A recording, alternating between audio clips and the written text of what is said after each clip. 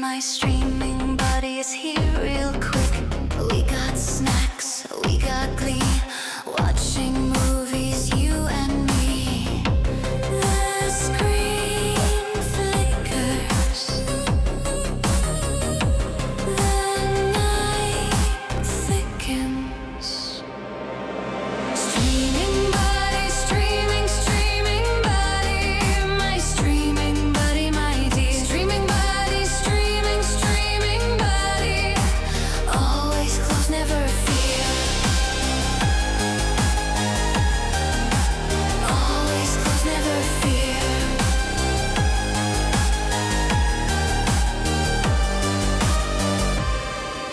The heroes fall, the villains rise. Emotions swim in our teary eyes. The credits roll, the lights come on. Another movie marathon gone. Who needs sleep? Who needs the sun? When epic stories have just begun. With every scene, with every line, our friendship grows oh so fast. Streaming buddy, streaming buddy. My streaming buddy, my dear. Streaming buddy, streaming buddy. Always close, never fear. Always close, never fear. Always close, never fear.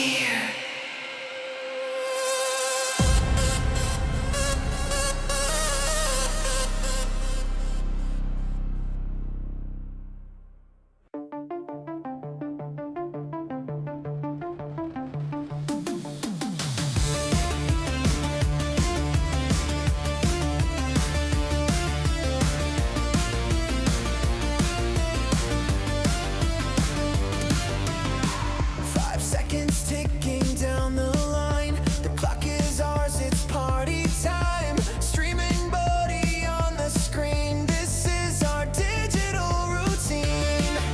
We count to 3, no time to stray. Hit that play, sync the delay.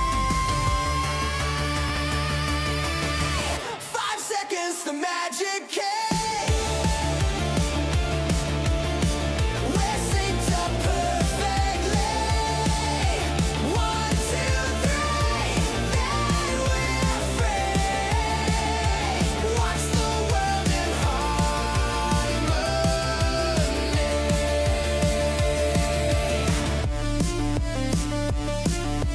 Yeah, buddy, here we are. We're back. We're still here. We're still doing it. Thank you guys for being here, for watching, for hanging out. It's the Wednesday evening Stargate watch party. I'm going to be starting with episode 7 of season 2, Stargate Universe.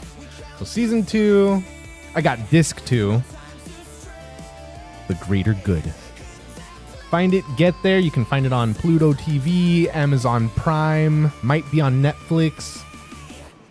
And if you don't have any of those, hopefully you know how to use Google, and Google can find it for you. All right, you guys.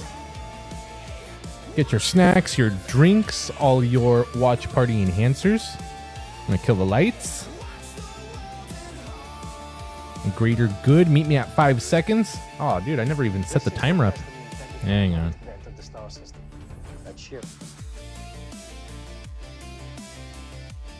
All right. I'm at 5 seconds on the show. I just need to get the timer going.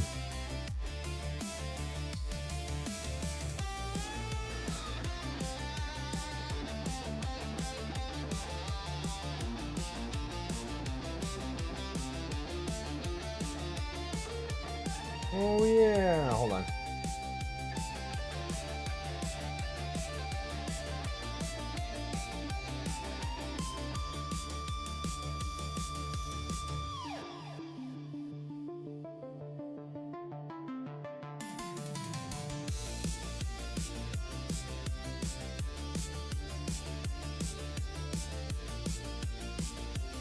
All right, it's getting there. What is it? 2 episode. What did I say? 7.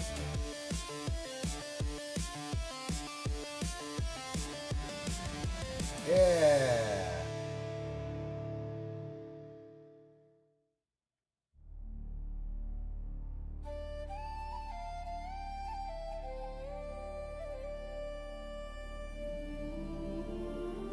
Cool. All right, you guys. We're at 5 seconds. This is what I see.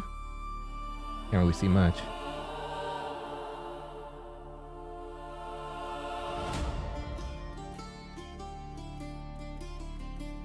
All right, you guys. Kill the music. Is everybody at 5? All right, I hope everybody's at 5. We're going to count to 3 and we're going to press play. Here we go. 1, 2, 3. Why is it sideways?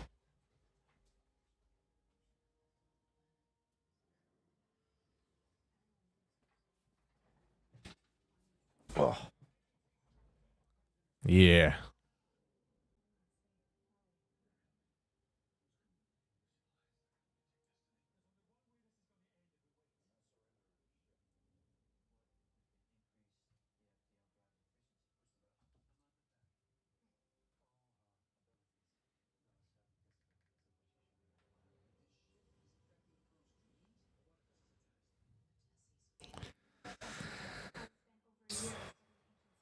Crack those drinks open. Cheers, you guys.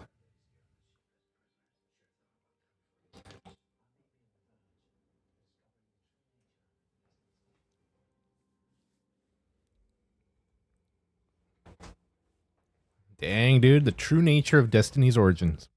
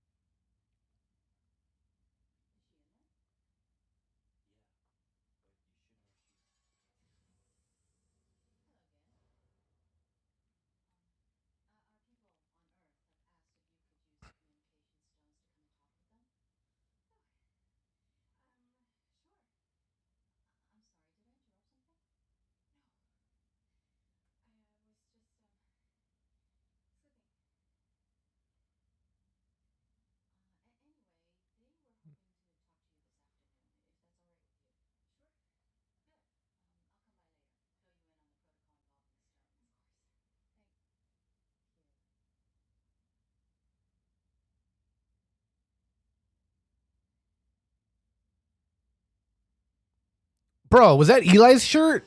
Oh, yo, my boy Eli.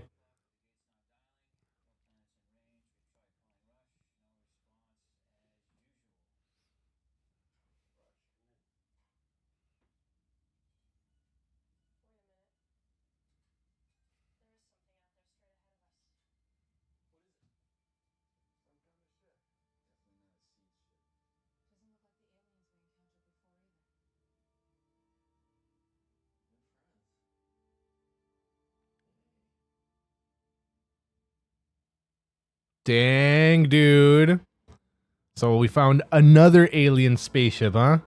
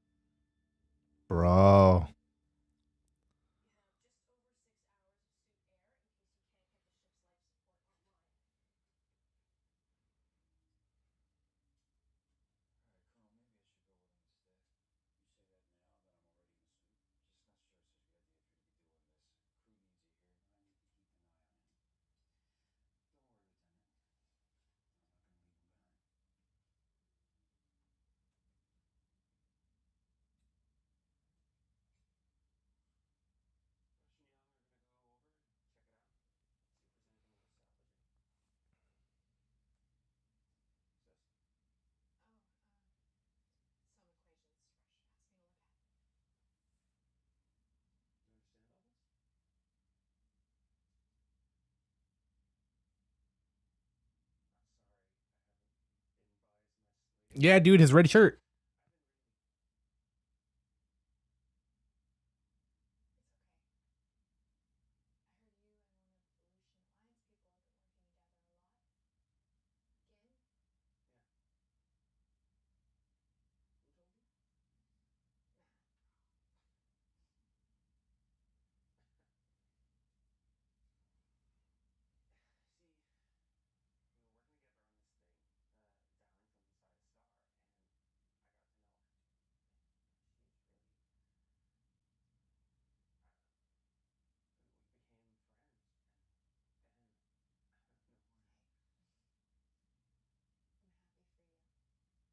idea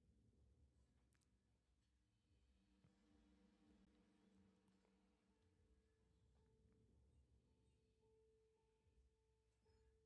Crew needs you here, and I need to keep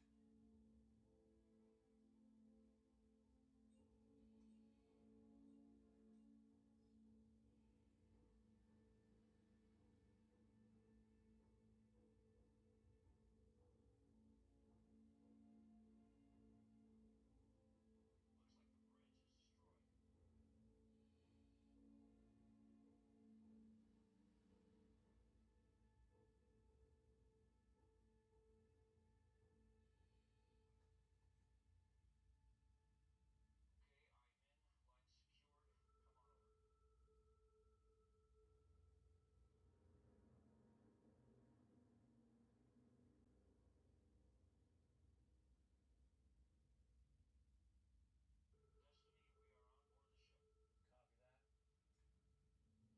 her. She's really... I don't know. We became friends, and then, out of nowhere... Hey. I'm happy for you. Okay, we're good. Open the door. Looks like the bridge is destroyed. Okay, I'm in. Line secured. Come on over. Destiny, we are on board the ship. Copy that. Bulkhead sealed. Is there life support? Not yet,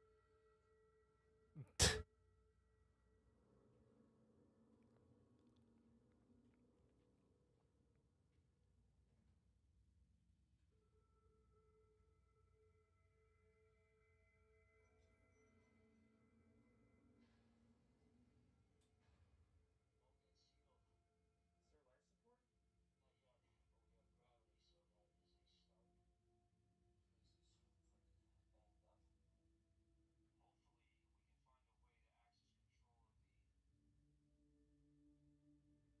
it is. What is it? Pods. Aliens have encountered in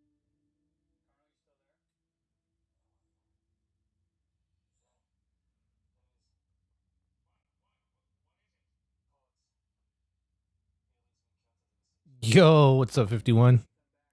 Hell yeah. Don't worry, pods are empty. Well, there could be pods elsewhere on the We're ship. back at it. Here we are. Is anything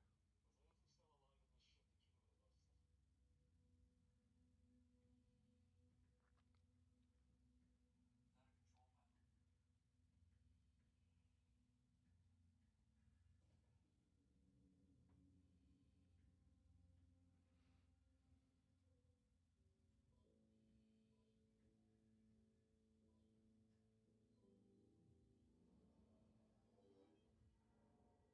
Not a control panel.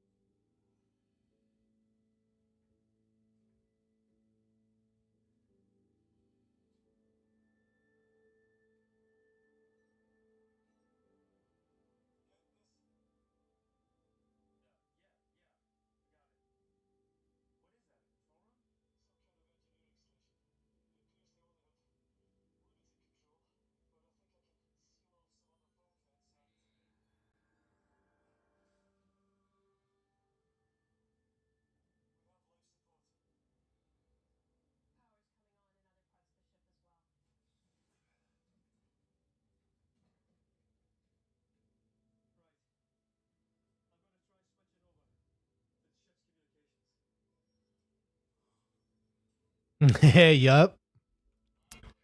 By the end of today's stream, we'll be about halfway done with season 2. Or, yeah. Yo, and it just takes off.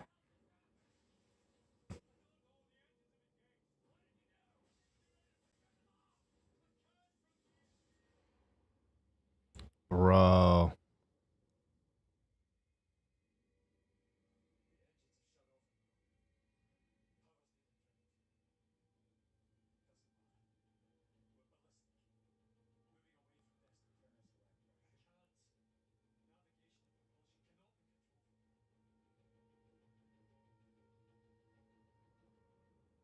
Bro.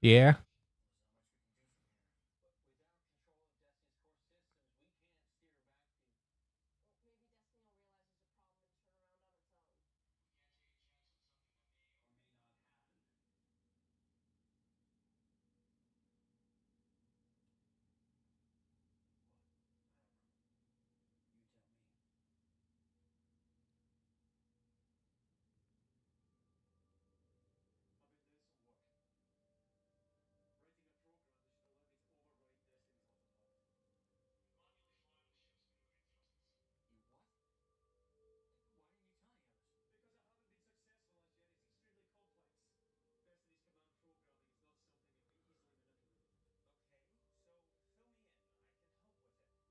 some of it, but most of it, that's going to require someone with a far greater knowledge of ancient drive systems. Someone such as. Chloe. Amanda Perry, she can do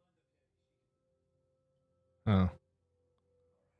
Let's bring her on board. Nice, huh? It's bigger than mine. Yeah. What do you have?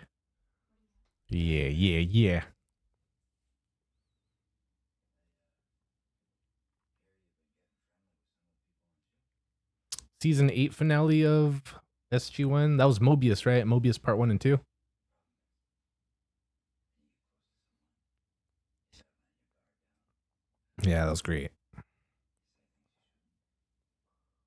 You haven't done that, have you? Oh, excuse me. Again, we're all set if you're ready. Ready for what?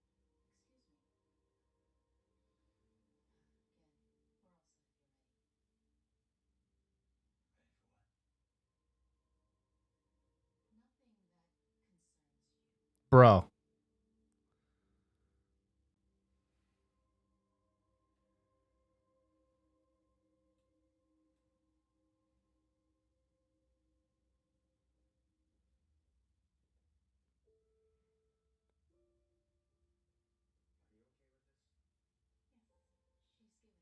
you okay with this? Yes, she's given. Finally, dude. She's fully aware of communication. Finally.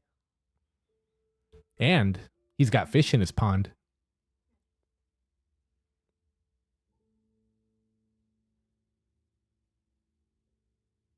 We may need you to remain on Earth until Dr. Perry is finished helping us with our problem. Is that all right? Yup. Just place the stone on the device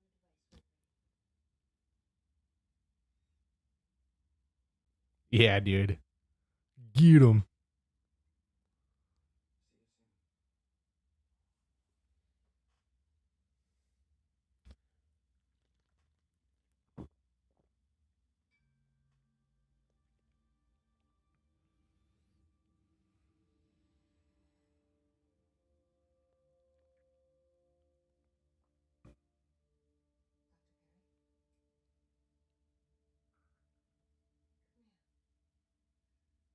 Come here.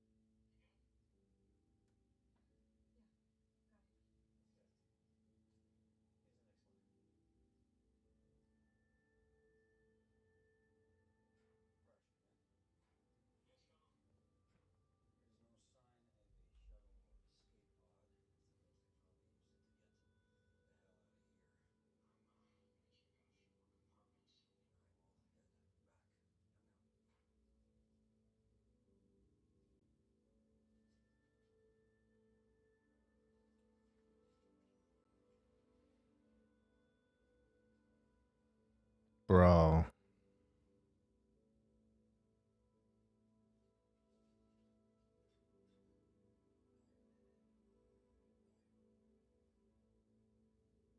Yes, Mandy? These heuristics you gave me. Do you understand them? I think so. Are you asking me to go to. Yes. No. Please. I'll be right back. Need some help with something? No, thanks. I'll be fine. I'll let you know. We need to talk. I'm sorry? Oh, I'm not. I'm Dr. Amanda Perry. We used the communication stones.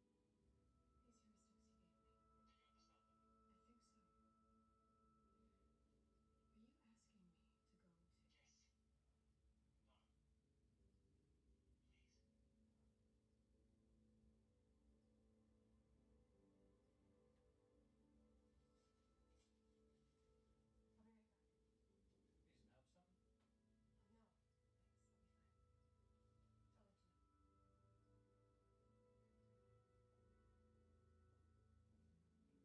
Look, I'm sorry, but I need to get No, going. no, no, no, I'm not done. Is there a problem? Sergeant, I'm Dr.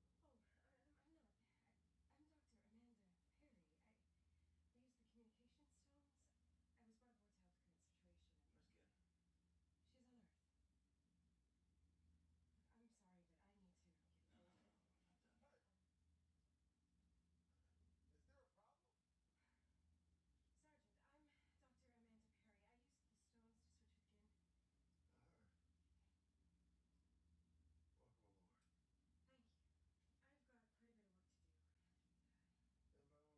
means, do not let this man stop you. thank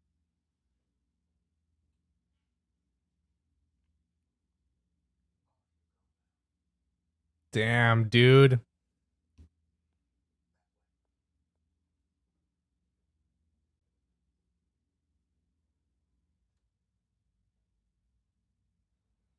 That guy's gonna snap soon, bro. Nicholas? Mandy, are you there? Did you find it? Yes. Rush, come in. Yes, I'm here. We just lost the Kino feeds. Yeah, probably on the ridge. It's gonna happen sooner or later. Don't worry about it, just keep working. Mandy, you Bro. still there? Yes, Nick. Good. This is a discreet channel. No one else in the ship can hear it. So, this is the bridge. Indeed it is. Now we can finally get to work. What's going on here, Nick? Oh, Mandy, I'm sorry for all the puzzles. I had to find a way of getting on the bridge without anyone else knowing. Why the secrecy? Because I've done it. I've broken Destiny's master code. And I have complete control over all the systems. Wait a minute, you have control over Bro. navigation and propulsion? Yes, all of it. Then why do you need me? But you could have had any of these I people. needed you because you're the only one I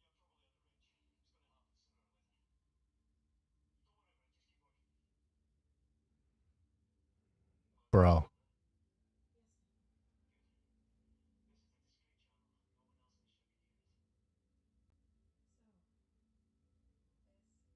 yeah, out of range. It's Dr. Perry. I thought she was going to your lab. Dr. Perry, do you read? Dr.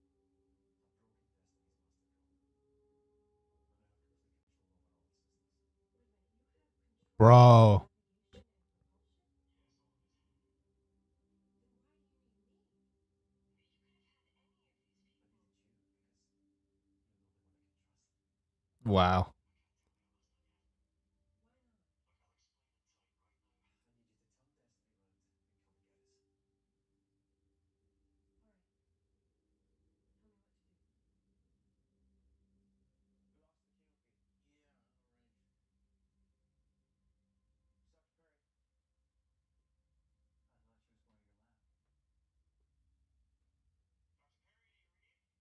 your friends are calling you. Don't answer. Not yet. Bro. Guys, we're changing course. Destiny just turned in the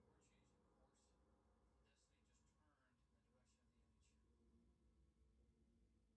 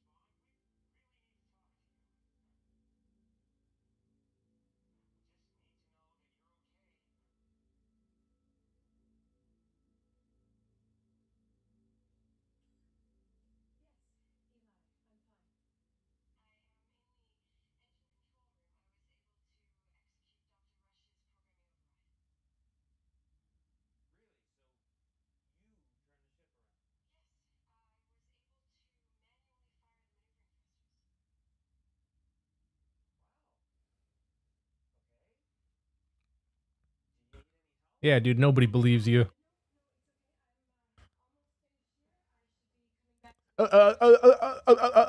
Busted. Your brain short circuiting trying to come up with an answer? Yeah, dude, liar.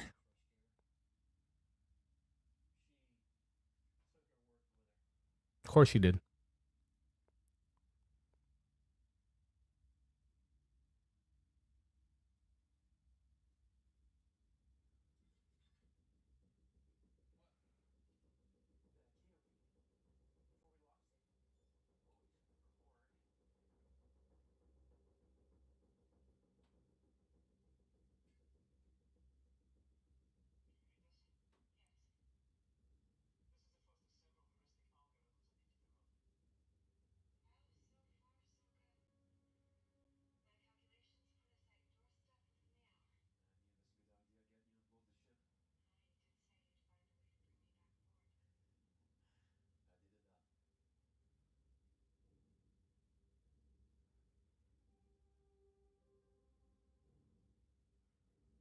He knows. Busted. Yo.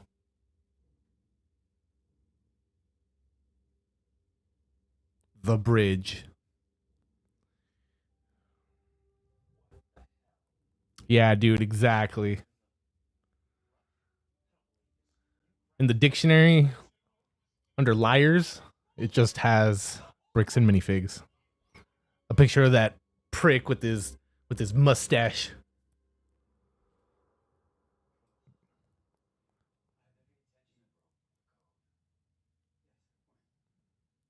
Pricks and mini dicks.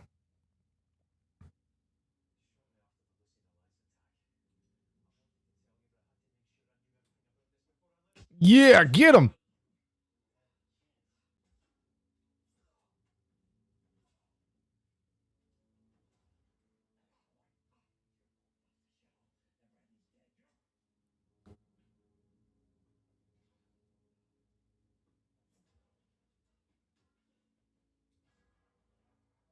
Yo. Like Rush could have gotten that headshot in. Headbutt in. Yeah, yeah, yeah, yeah, yeah, yeah, yeah. There it is. There it is. There it is.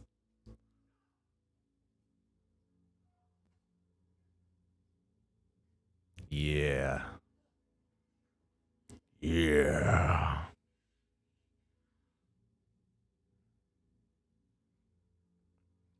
He just needs a timeout. That's all.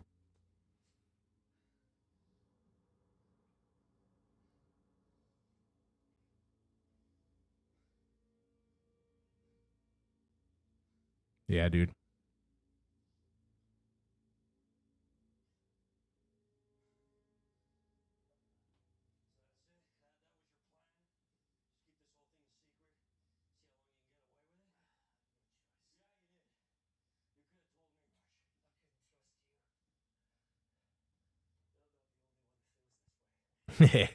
Worf.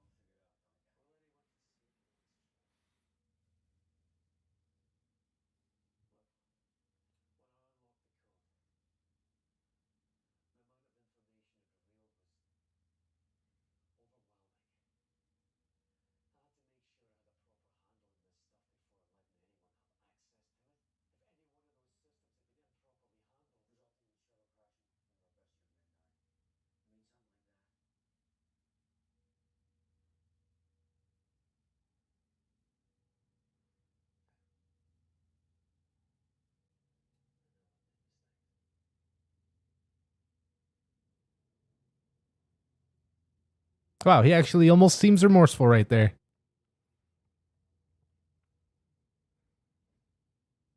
Almost.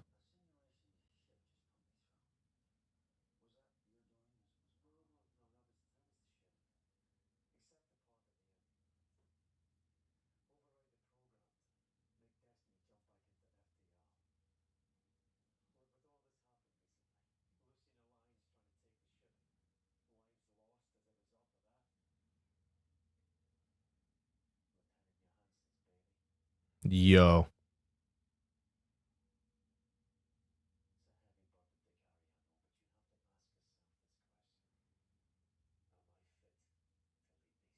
Damn. He's kind of right.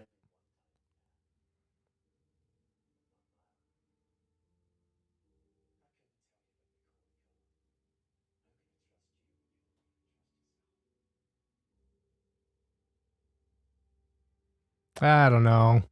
I think the colonel would have turned the ship around and gone home. Brought the ship to brought the Destiny to back to Earth. Or at least found a planet where they can gate home. Yeah, dude. Yeah, dude, exactly. For sure. It's like, damn, bro, he's not wrong. Definitely doing it the wrong way, but somebody's got to do it.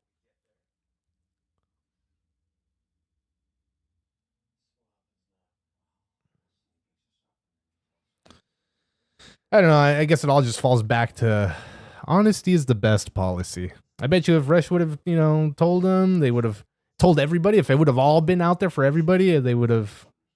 I feel like they would have been like, all right, so what's the plan? You guys want to do this? You guys want to do this? You guys want to do this? All right, drop us off at the nearest planet. Let's make sure we get us home, right? Then you guys can work out your thing, and then you can go do your thing when they're done or whatever. They would have figured. They could have figured it out. Maybe, hopefully.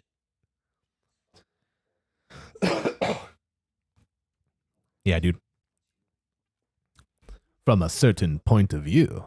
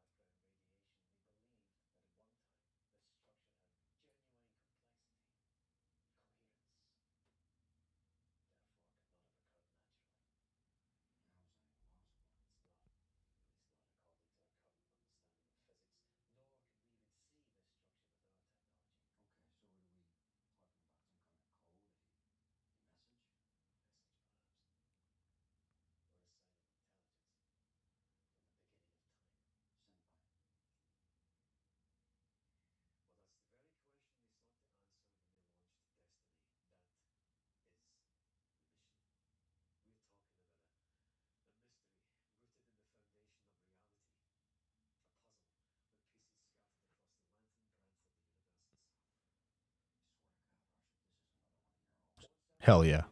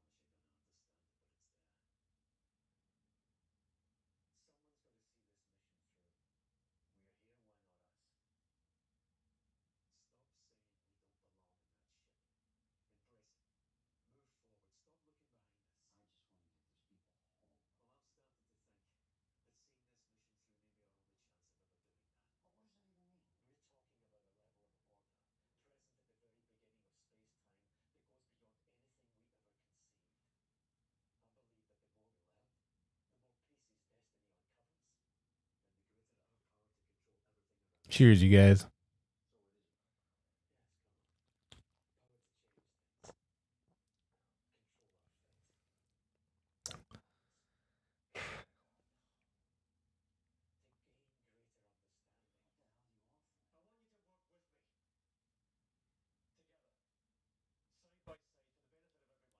Like father and son.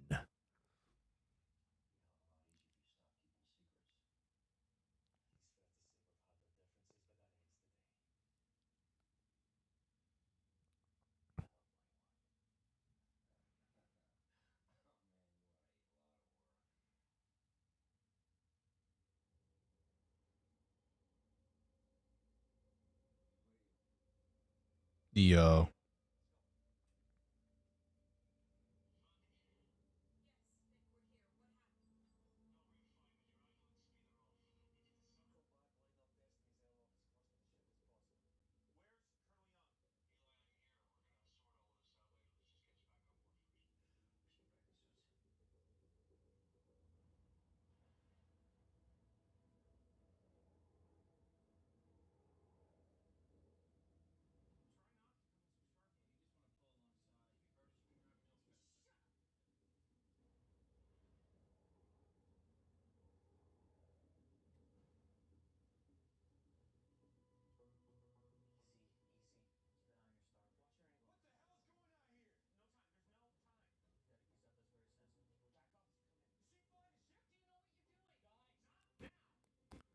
Yo.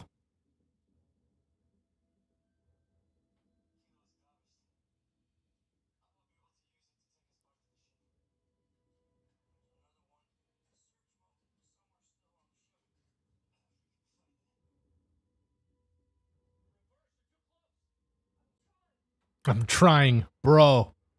Oh my goodness. Yo.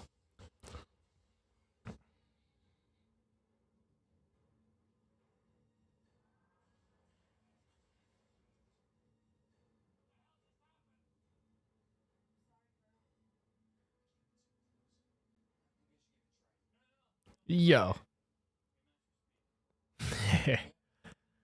Enjoy it. You got 2 more sips after this.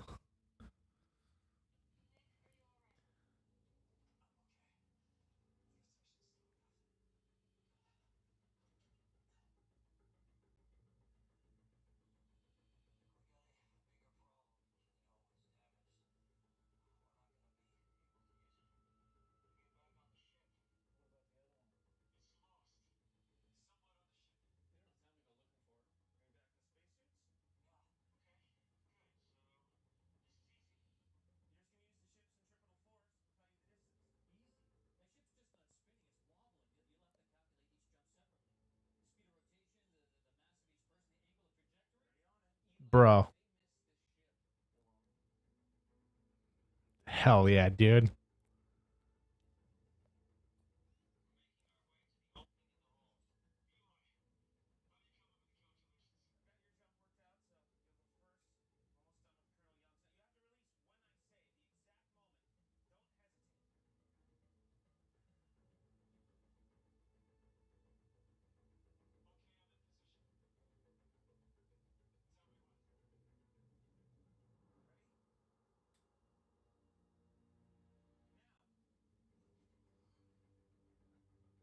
Bro.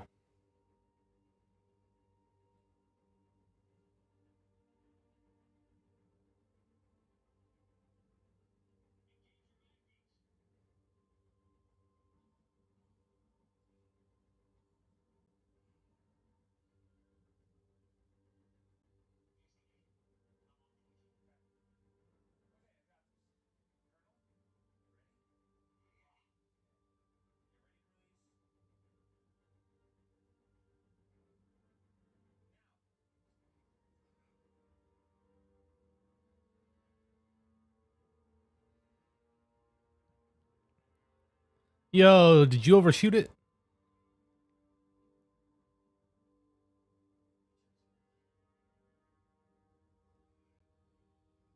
Bro. Oh, he's all right. Oh no. The mag boots. Yo. Damn, Rush. He could have let him go right there.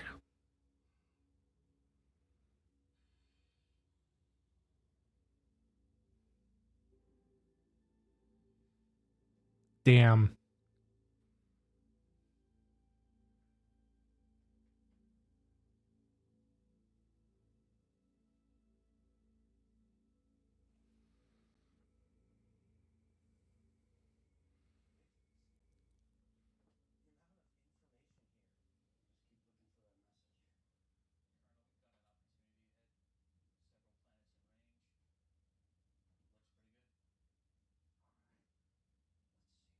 Colonel, we've got an opportunity ahead. Several planets in range. Looks pretty good. All right. Let's see if this works.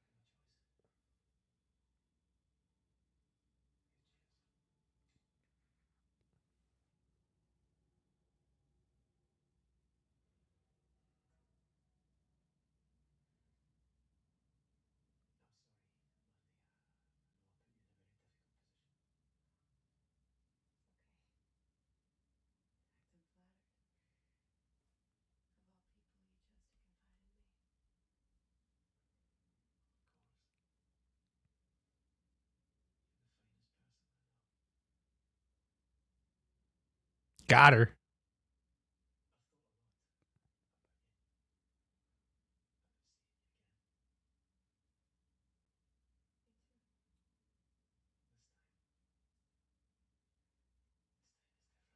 you again. This time. This time is different. Bro. Chris wants to see you on the bridge. Can it wait? No, he said come now. It's urgent. I'll be back soon. You know, sometimes with stones, it's easy to forget you're in another person's body. Bro.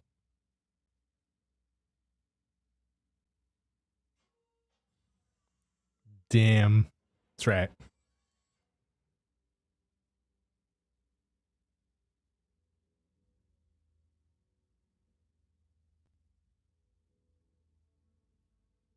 Yo. Bro.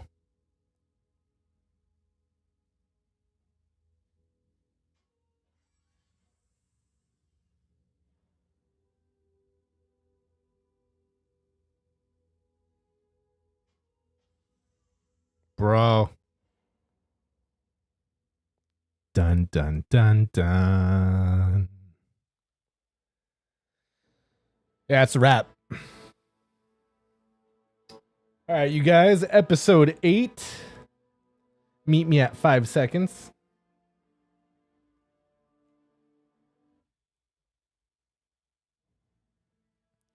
All right. Malice.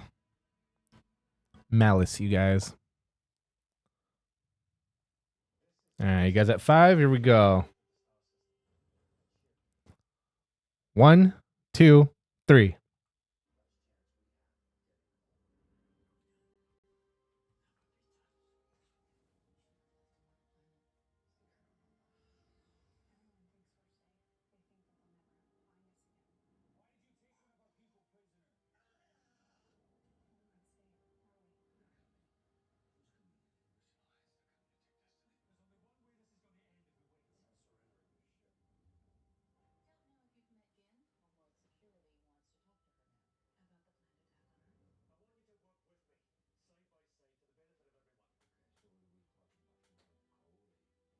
We're all sending you data. Data for what? Nothing that concerns you. Bro. I'm sorry? I'm Dr. Amanda Perry. I've thought a lot about seeing you again. This time is different. Sometimes with stones, it's easy to forget you're in another person's body. Bro. How can you just forgive him? Now, who said I did?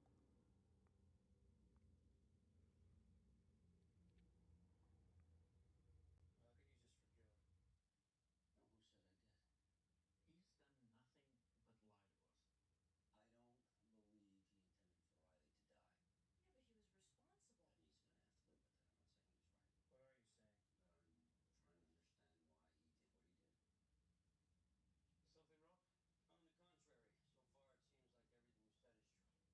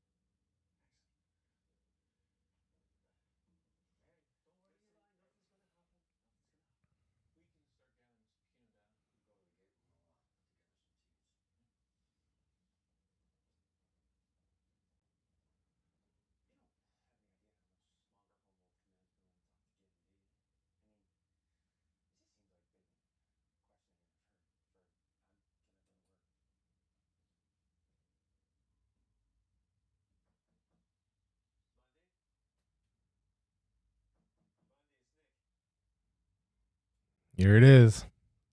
Cheers, you guys.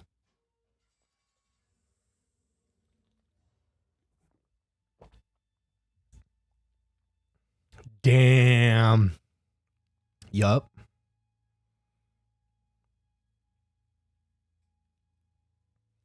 Too bad they don't have a sarcophagus on board.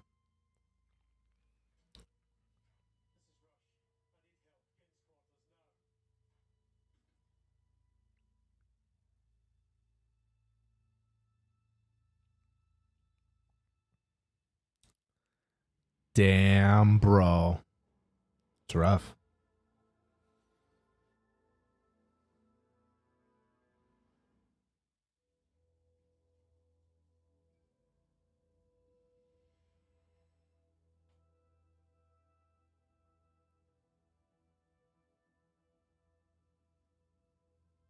Bro.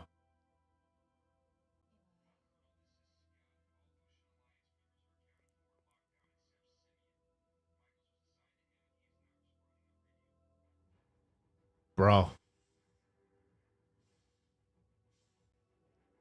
Simeon, of course. Yo. Wow, it took one bullet to kill them. It wasn't it was yeah, no.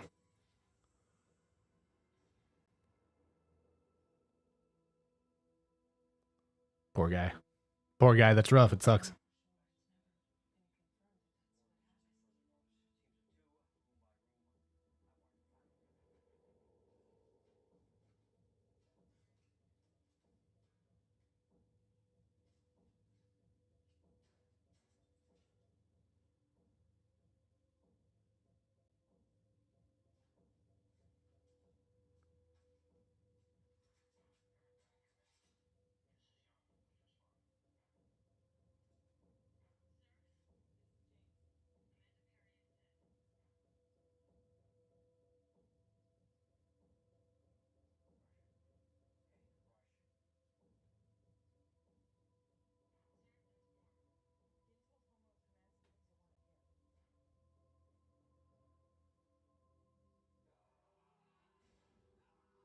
Yep.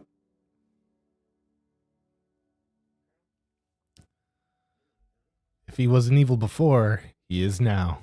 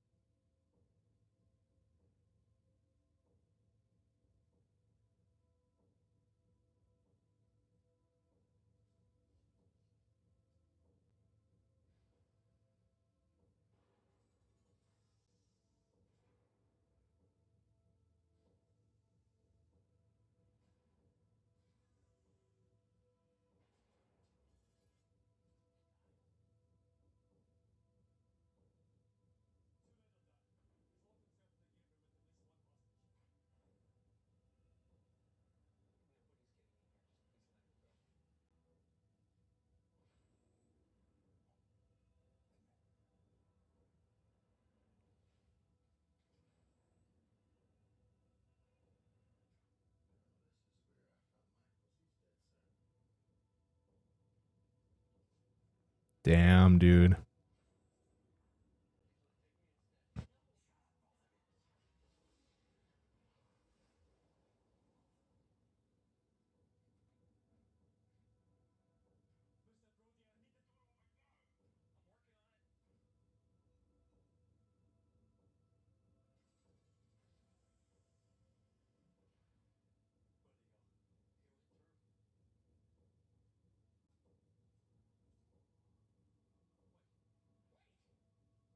Bro.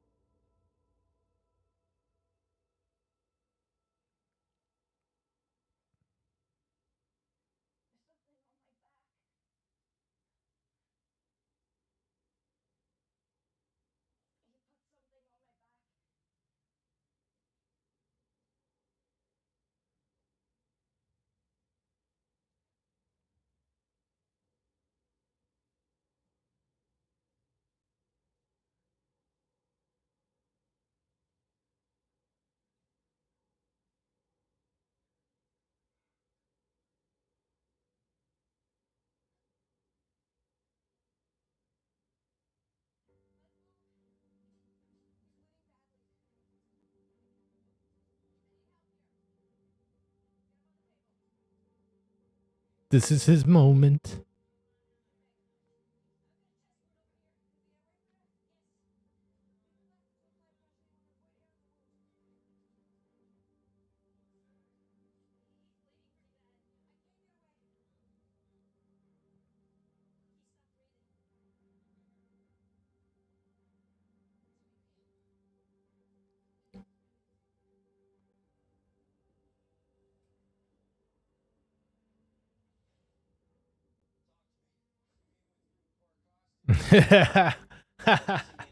Yeah, dude. They did a lot of that in this show.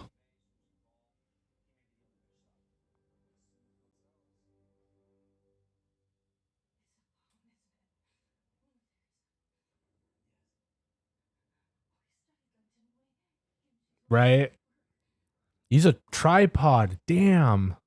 Rush,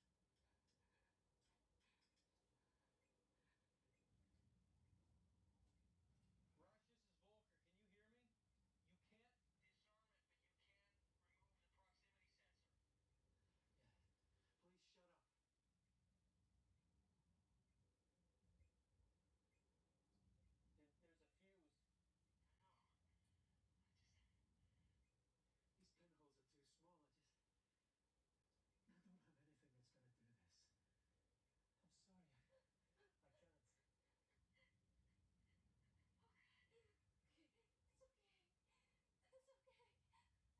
I know. These pinholes are too small. I don't have anything that's gonna do this. I'm sorry. I can't. Okay, it's okay. It's okay. Get out of here. It's okay. Wait. Yeah.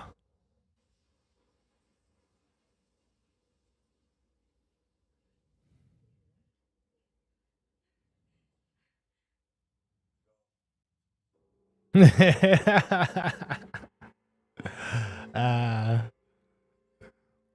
you think he would have done that again? Damn. Well, hopefully, if Netflix picks it up, they'll do good by it. Probably not, though, because it's Netflix.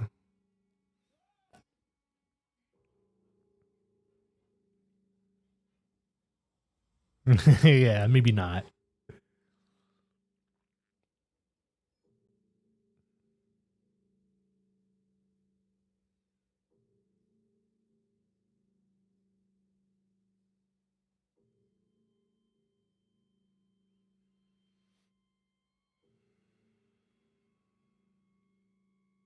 I mean, like, I know that they're going after him right now and all that, but like, why don't they just leave? Go back to the ship. You're on a barren wasteland of a planet. He's gonna die there. Slowly.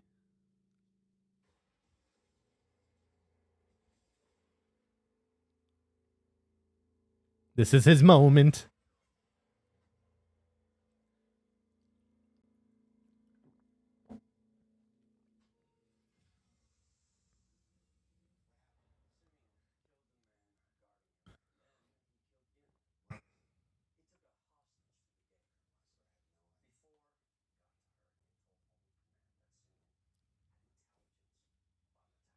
Dang, that'd be cool.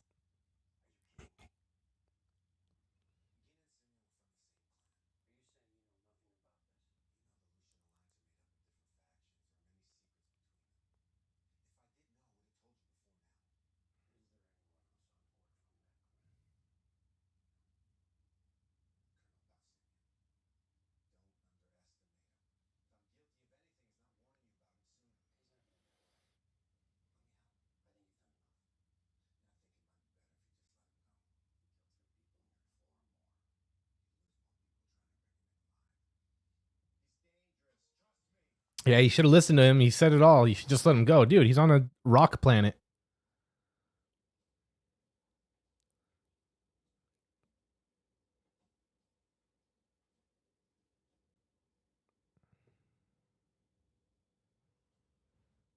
No, 30 years.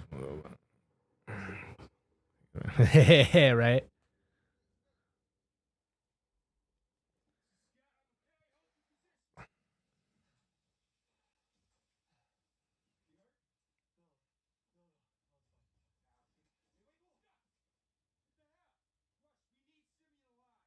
Why? Yeah, he's not going to tell us.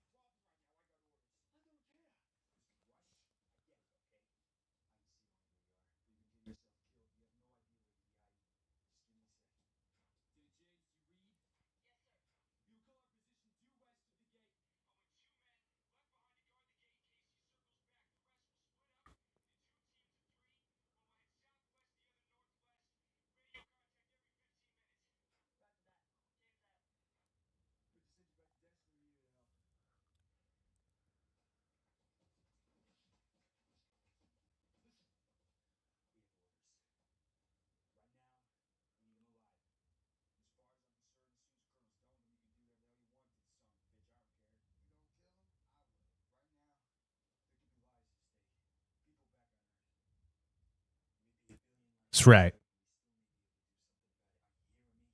Are you hearing me? There he is. There he is. Finally found that sack.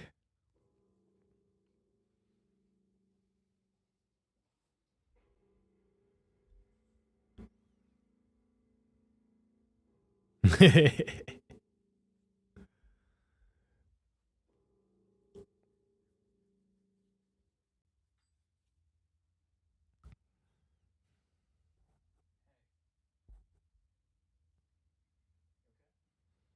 Yeah, I know. You did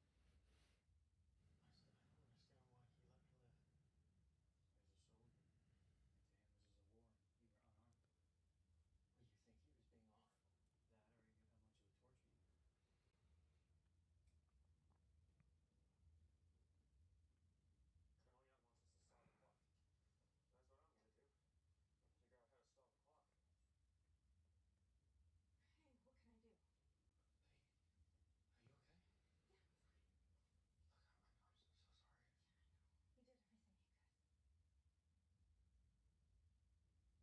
you're all right?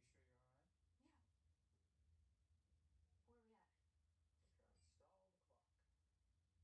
We're trying to stall the clock. Hey, TJ. Dunning Grand Mojito. Infection is always a risk. Hashtag Stargate 2029. His message you found in the ship's database. Signal repeating constantly. Have any idea what it means?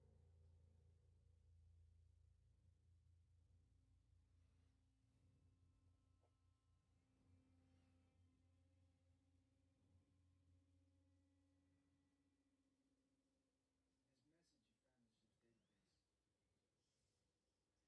Obviously, you think it's important.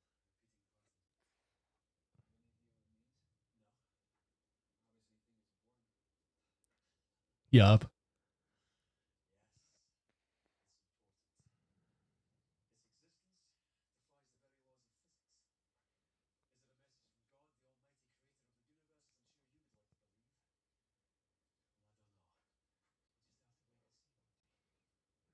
creator of the universe, as I'm sure you would like to believe? Well, I don't know. We'll just have to wait and see, won't we? Very well could be. Let's go.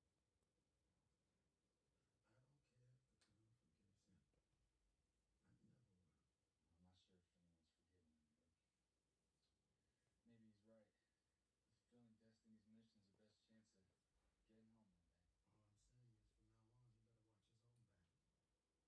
I never will. Well, I'm not sure if anyone's forgiven him, Nick. Maybe he's right. Fulfilling Destiny's mission's the best chance of getting home one day. All I'm saying is, from now on, he better watch his own back. Whoa. We have no control over the clock yet. We're definitely not going to solve this before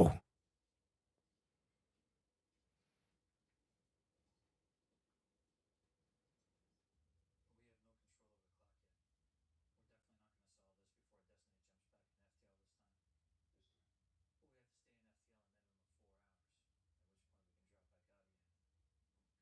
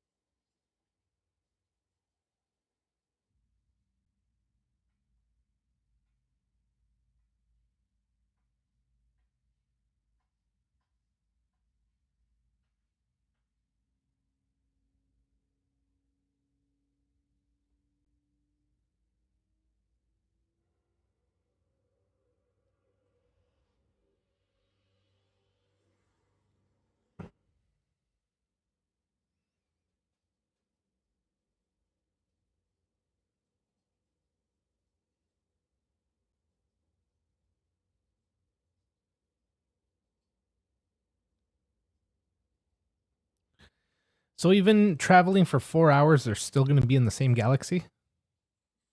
Or because they'll still be in range of the gates?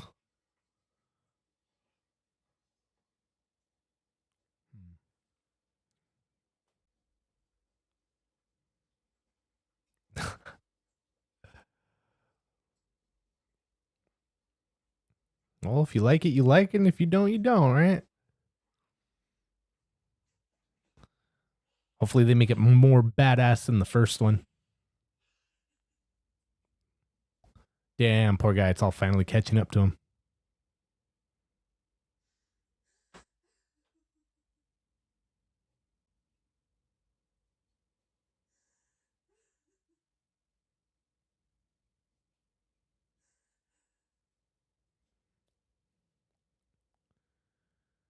Take a breath, my man. Drink some water. Walk it off.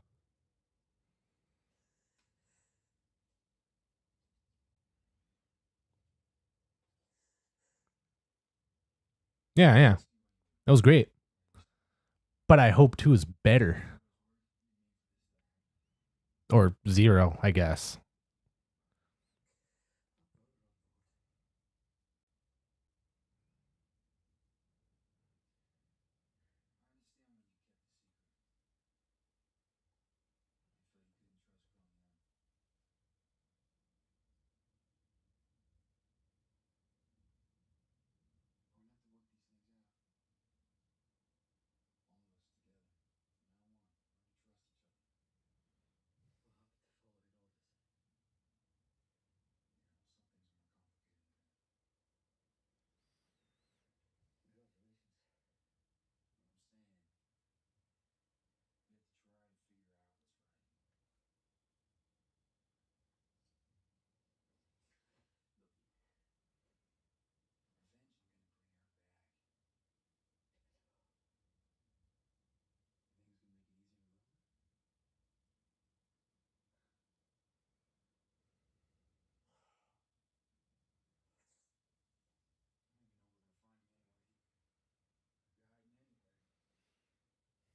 good news is he'll probably die a miserable death out here. He's got a key to a remote. He'll probably wait for us to leave and then try and use the gate to find his way back to the missing alliance we left behind. Lieutenant? That looks like a trap.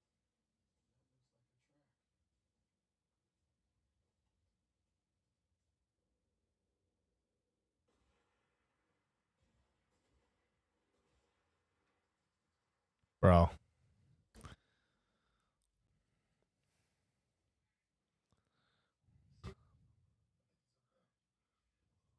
Hey, I was just looking out for you, bro. Good doggo. Yeah, he's got us pinned down.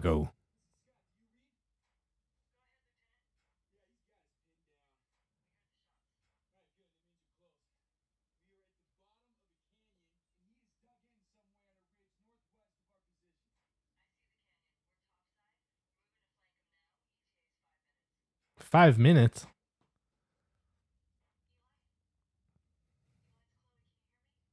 Can you hear me? That just means you got a good lookout dog. Look, I can't talk right now. What are you doing? Are you in the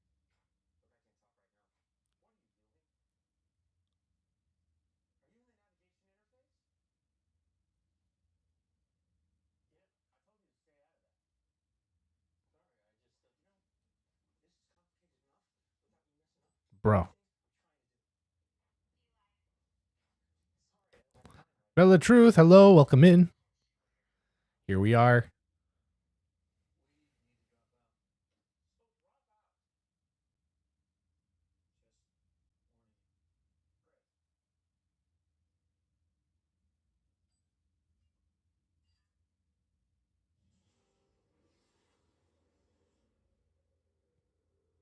Great. Poor Eli, it's getting to him now too. Realizing. Colonel Young, this is Brody. We've got 8 hours on the clock. I'll notify the team on the platform. One last time to be clear, sir. This will be our last. We are. We're also here. Hope you had a good day and you're chilling. Lieutenant, we're approaching his position.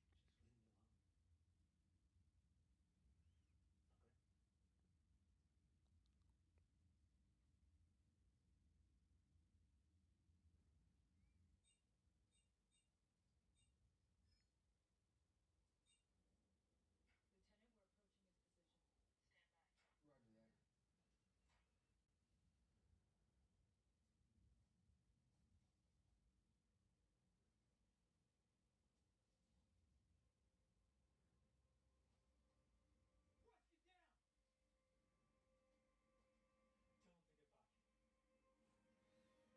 back! Get back! He's in track!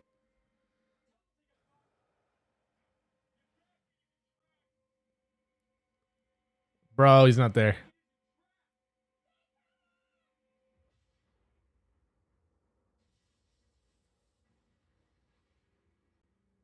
Damn. Got him. Sir, we got wounded up here. How bad? Torres is unconscious. Looks like Weber's arm is broken. Corporal Lee, do you read? Reading, Lieutenant. Looking to cover Lieutenant James' position. Assist with getting the wounded back to Stargate. Yes, sir. How did you know? I had a feeling. Mr. Dunn presented a target he didn't shoot. What about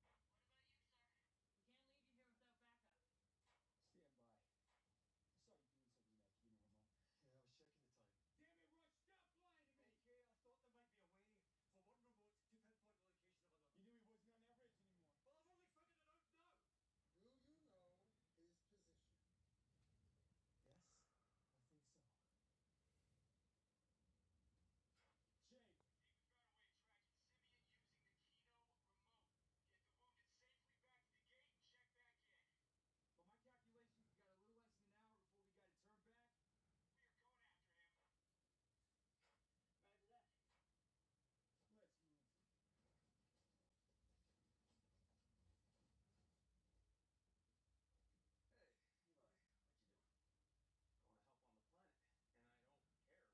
Get the wounded safely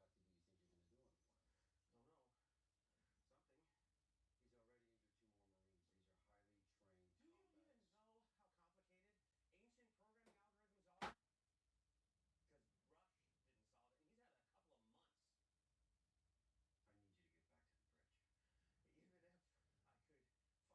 am considering the fact that we may be able to save lives on Earth. Only if we catch Simeon alive. And if he just tells you what you want to know. Because really, what are the chances of that? Now, are you gonna let me have one of these weapons or not? You're angry? Is that it, Eli? I get that. I also know that this is not something that is in you, and that's not something that you should be ashamed of. Now listen to me. Killing someone, no matter how much you think they deserve it, is gonna change you. Right? Don't you act like you are the only person aboard the ship that has lost someone that they care about. Shaky ass camera, dude. I need you to get back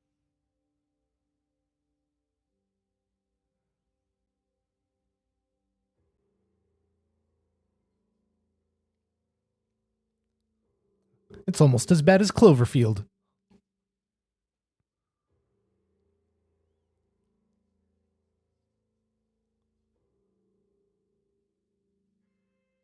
Got him.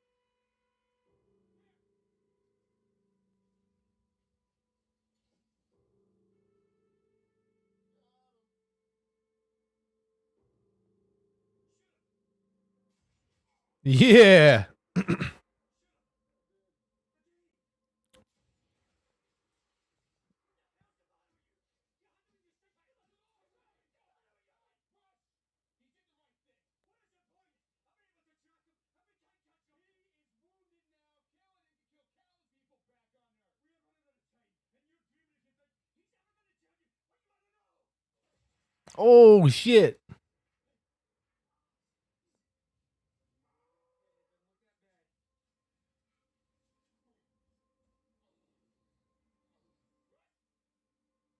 It doesn't look that bad. He's gone.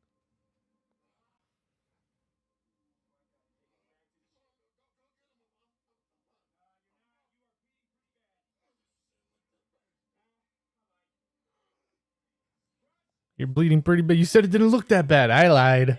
Ah, bro. Yeah, for real.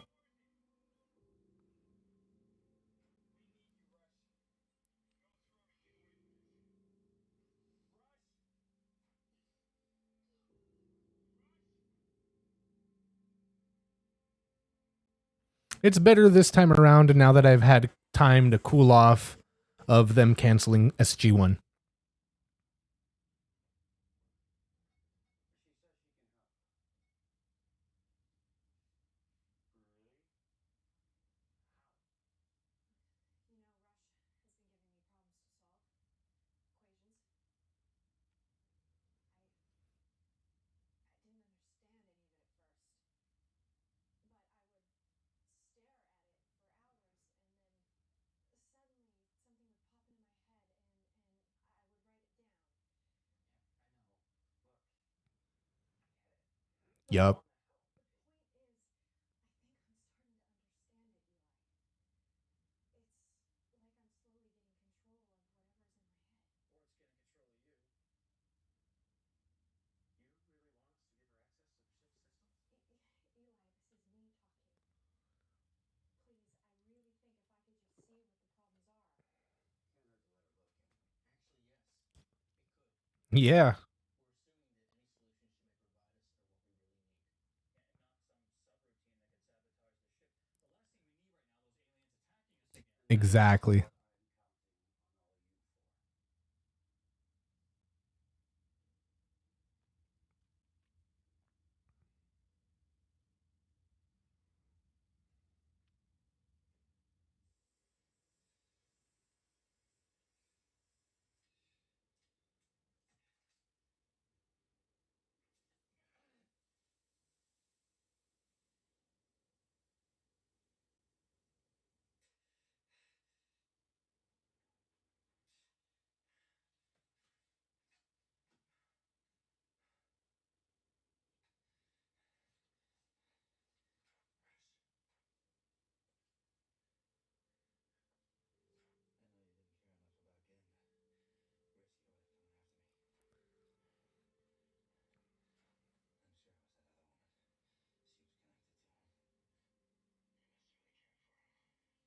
you alive. I know it's a fate worse than death. I let you live. But next time I won't. You want your revenge? You come again, Rush. Yo. Put you out of your misery.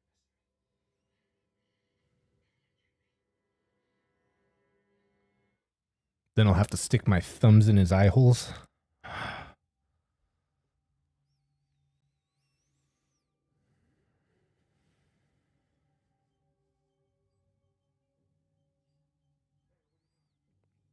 Yeah, dude, all of a sudden, right?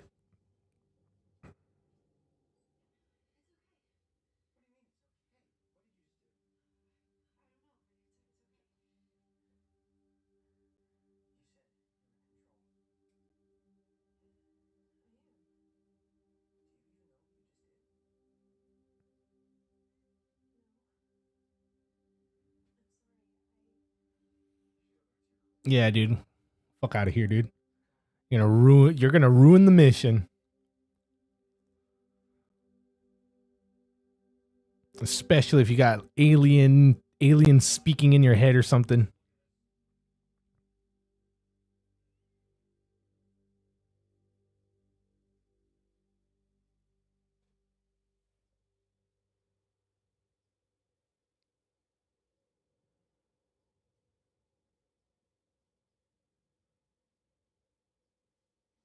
Oh yeah.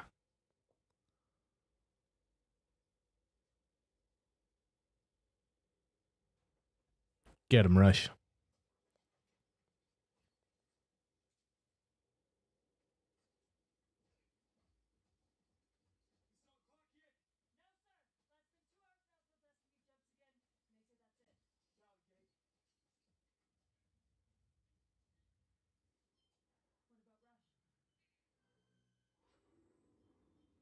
Hopefully he makes it back in time.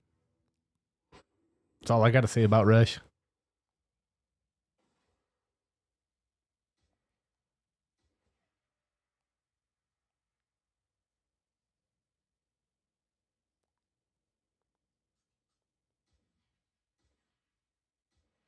Bro.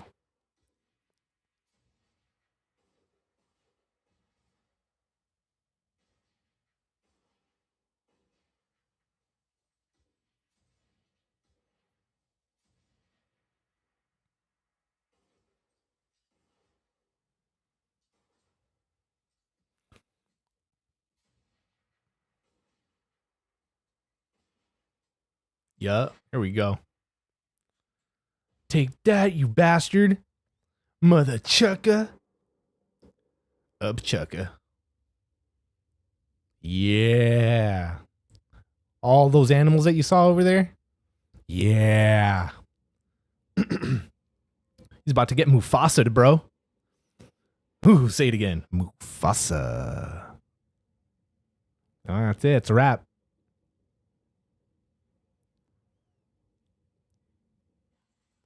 Damn. Mufasa.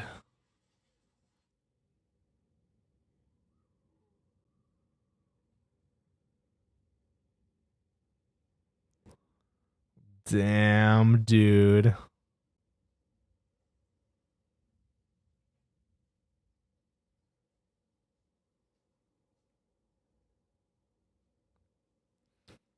If the bad guy would have used his gun to start shooting at the animals, do you think they would have like heard where the noise was coming from and not ran over him so much?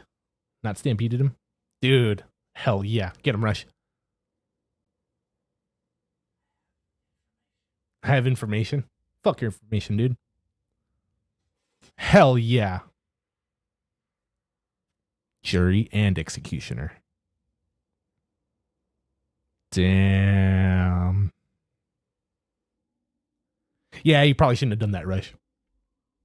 But oh well. Too late now.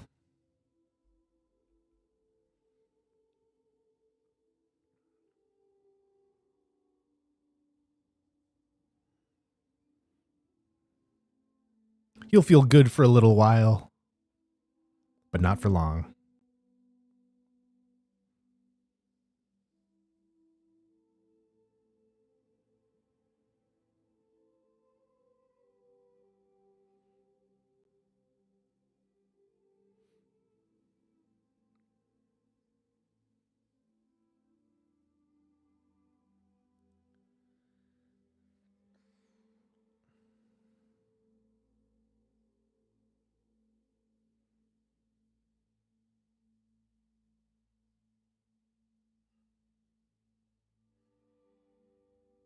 Damn, dude.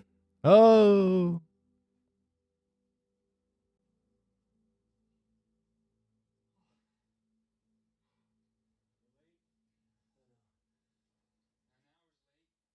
An hour's late. 9 hours late. You didn't answer your radio. Your battery died. A long time ago, you didn't come off the main. Eli figured out how to track the key remotes in when you did. You saw two signals heading back this way together. Figured one, you had them both, and the other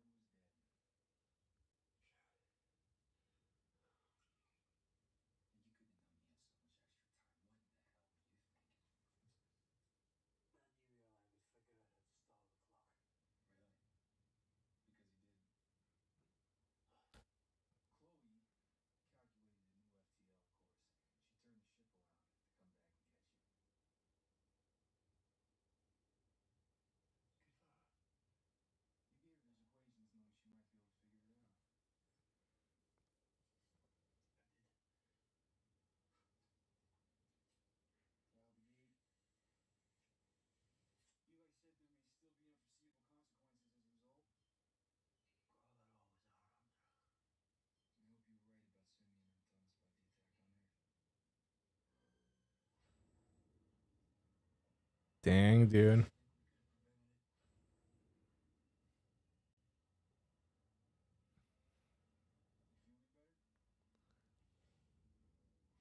Hopefully, we'll get an update on Earth before the end of season 2 and see if they stopped whatever or found whatever Deletion Alliance had going on there.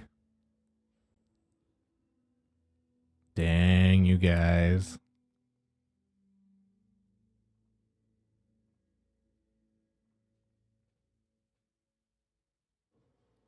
All right. Episode 9, you guys. Last episode of the night, and then we'll catch some special features. And we'll call it a moment. All right. I'm at 5. Next episode, episode 9, Visitation. We're going to count to 3 and press play. Here we go. 1, 2, 3.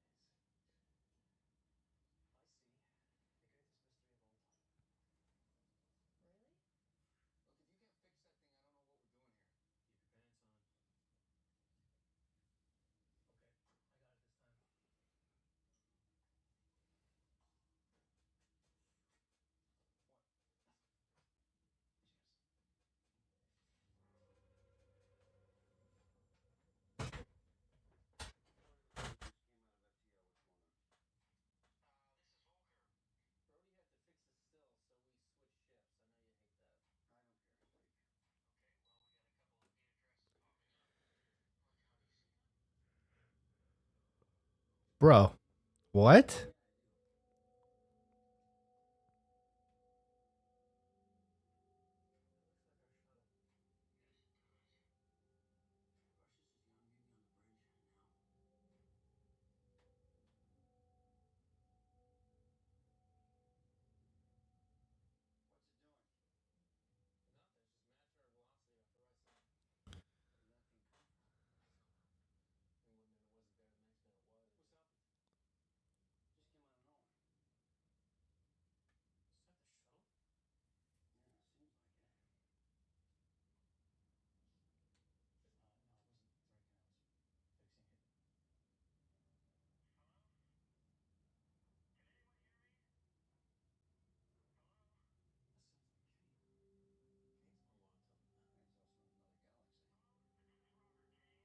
Bro.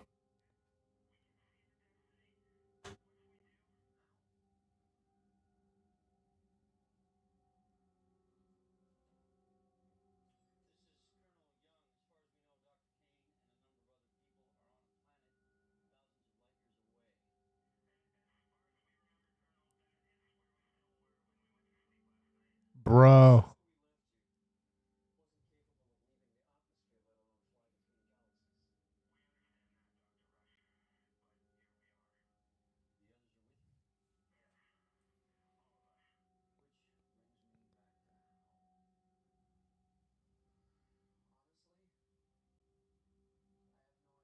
Bro, what?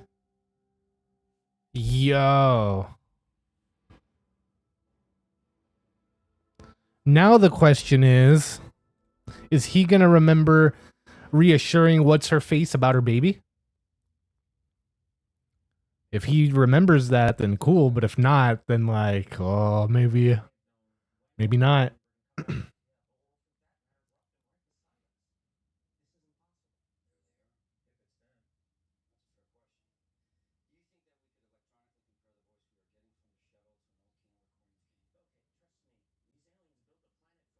Yep. Yep.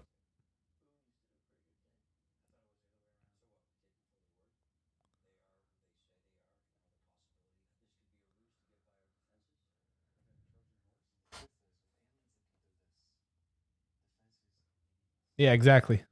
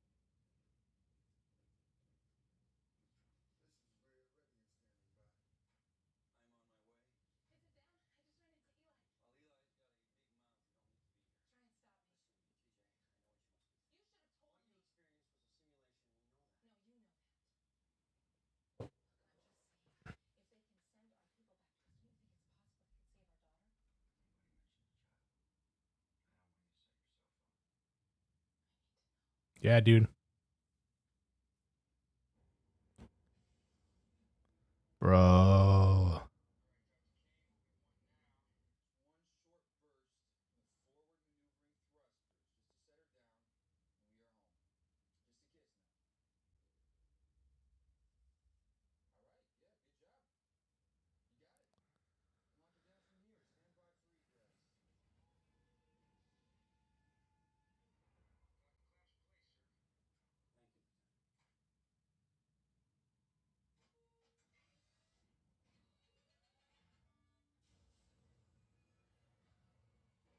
Bro.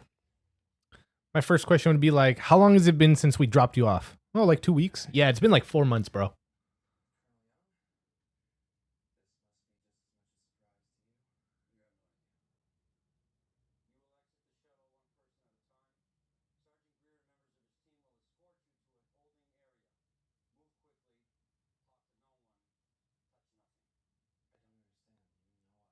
Yeah, but this is impossible for the most part, so we got to make sure.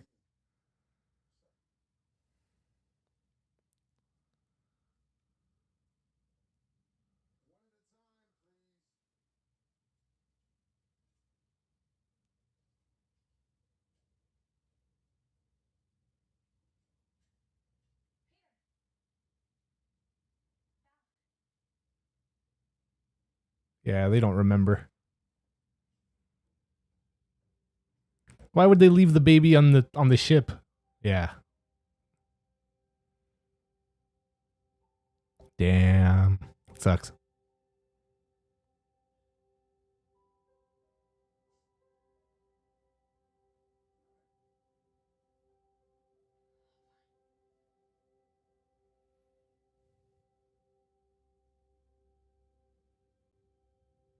Wait, check that locker behind him. He might be in there.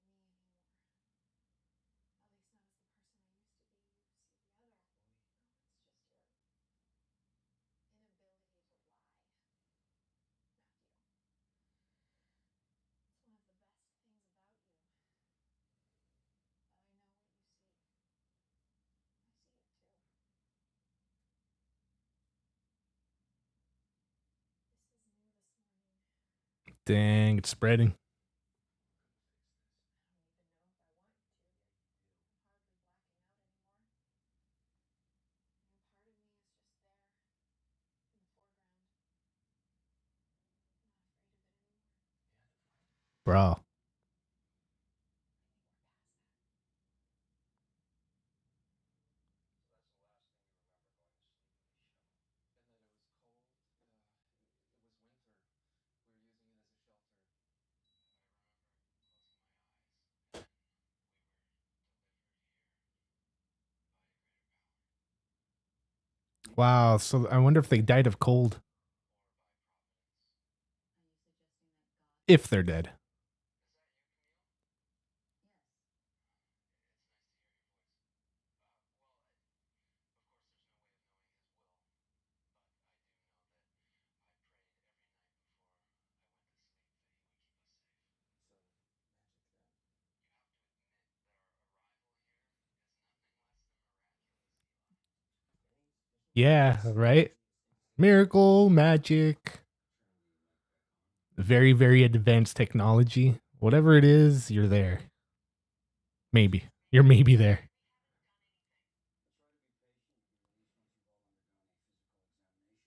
But try to be patient. You'll be released once you've all undergone a physical examination, one at a time. But we're perfectly fine. Oh, forgive me if I don't take your word for that. The more answers we have, the less precautions we'll have to take. Let's keep an eye on him. What do you think? Well, it appears to be completely restored. Brain spanking new, more like it. Every part, every system? Every square inch of this thing's in perfect functional condition. Even has that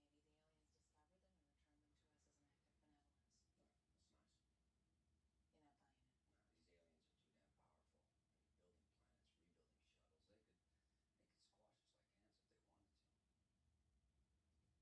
smell. Again, how? I don't know. But it could be involving with in the mission. So nothing to be concerned about, no. Ticking time bombs, alien transmissions. No, sir. At least not yet, anyway. That seems like it. We're all in perfect health. No trace of disease or malnutrition, just like the day we left them. What are the odds of that? 8 adults who've been through what they've been through. You know, not one of them remembers a damn thing about the planet or how they got here. Well, Kane believes that's God's way of telling them they've been reborn. Was that before or after he gave them amnesia? The others think that maybe the aliens discovered them and returned them to us as an act of benevolence. No, that's nice. You're not buying it. No, these aliens are too damn powerful. I mean, building planets, rebuilding shuttles. They could squash us like ants if they wanted to. That scares you? Yes. Yeah. Scares me more is the feeling I got when I looked them in the eye. I thought it was just me. I should be welcoming them with open arms, but I can't be in a room with any of them for more than a minute before I want to get the hell away. Why? I don't know, but I want to find out. Go ahead. Okay. I don't know how much longer I'm going to be me. It's kind of hard to explain. You don't have to. Everybody understands. So I should just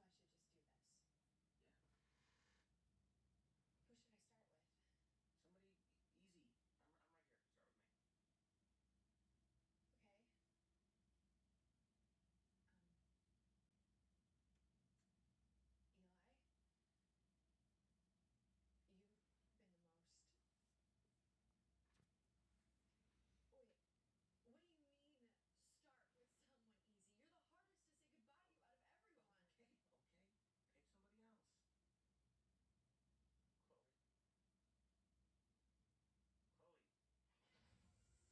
else. Chloe. Chloe. Bro, did she get stuck? Return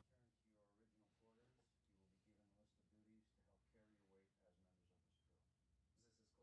You will be given a list of duties to help carry your weight as members of this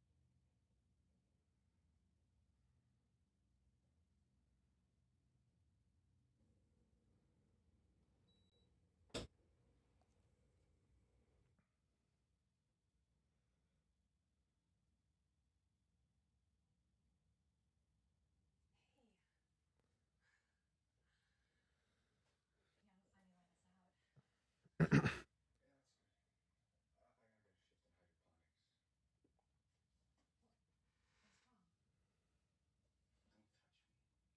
Bro. See, you haven't spent time with the new arrivals. It's science types, no survival skills. I've seen a lot of people go in my time, and I know I'm going to see more before I'm done here. I have never seen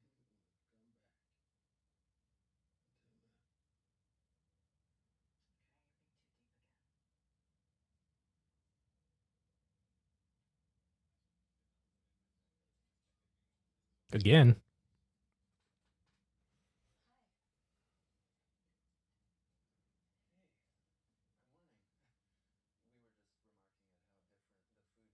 Hey, good morning.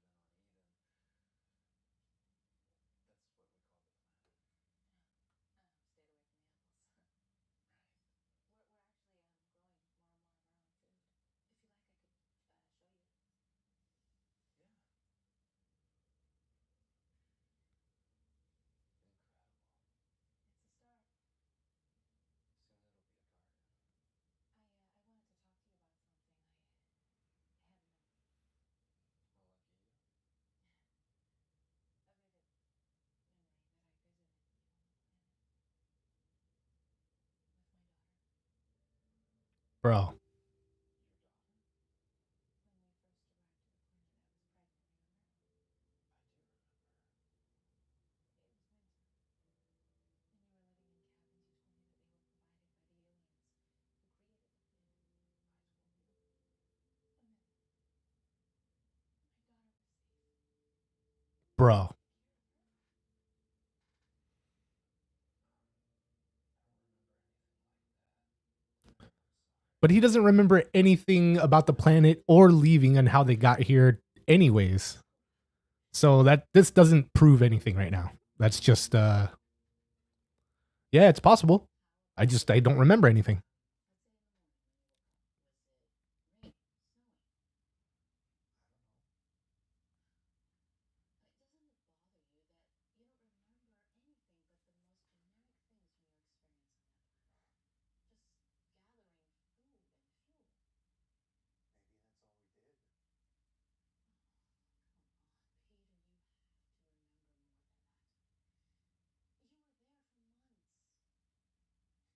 to remember more than that. You were there for months. Months. I could show you some of the others, but the conversation is more or less the same. So you think their memories have been tampered with?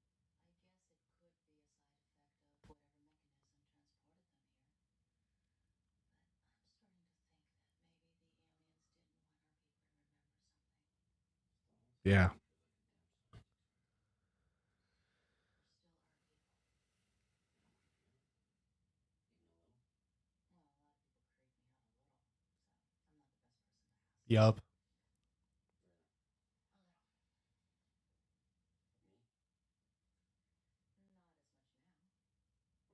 Progress. Well, keep at it. You gotta remember something. Oh, hey, brother. Hi. Off duty. Yeah, long day. Long day. You gotta go see Chloe. Yeah. Yeah. Okay. What's wrong there? Son. Go. All right, look. She's alone in there all damn day. Only time she's got company is when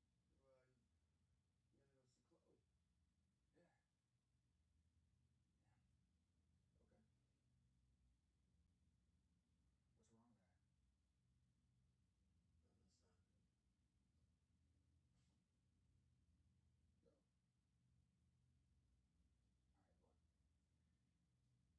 She's alone for a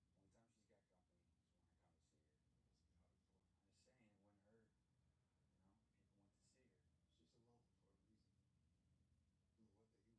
admit it or not, there's a freak show going on in there. No, sir, I'm not, because it is part of my job as a master sergeant to see to it that butterbar lieutenants like yourself don't make mistakes. What did you just call me? You heard me. Okay. Master Sergeant.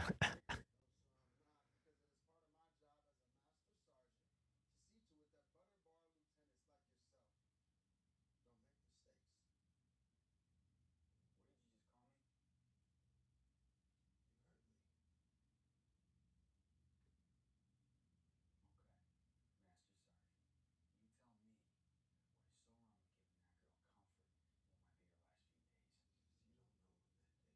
I care about her. I think I do.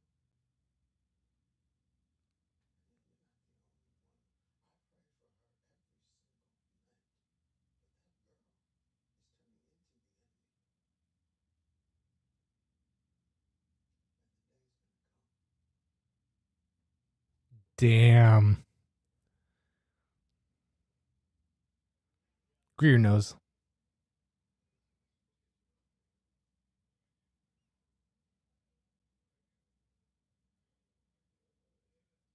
That's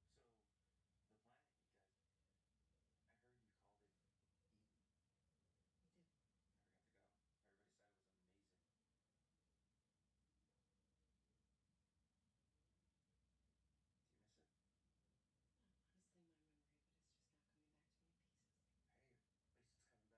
What about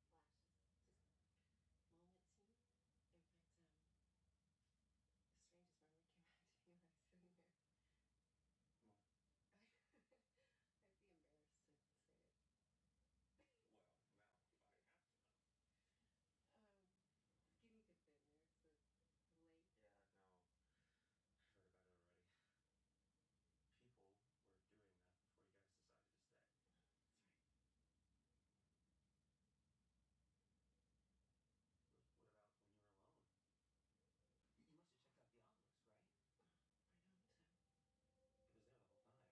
time. Oh, snap.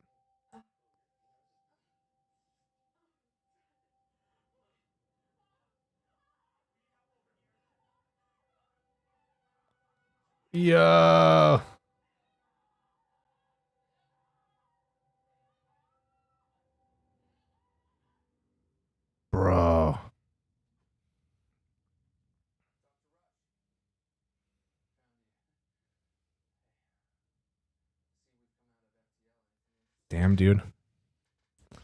Another episode like Holiday. I've just been going over the shuttle's navigational data, trying to figure out the path you took back to Destiny. And? Well, it seems you were there, and then you were here. Nothing in between. I wish I could help you with that,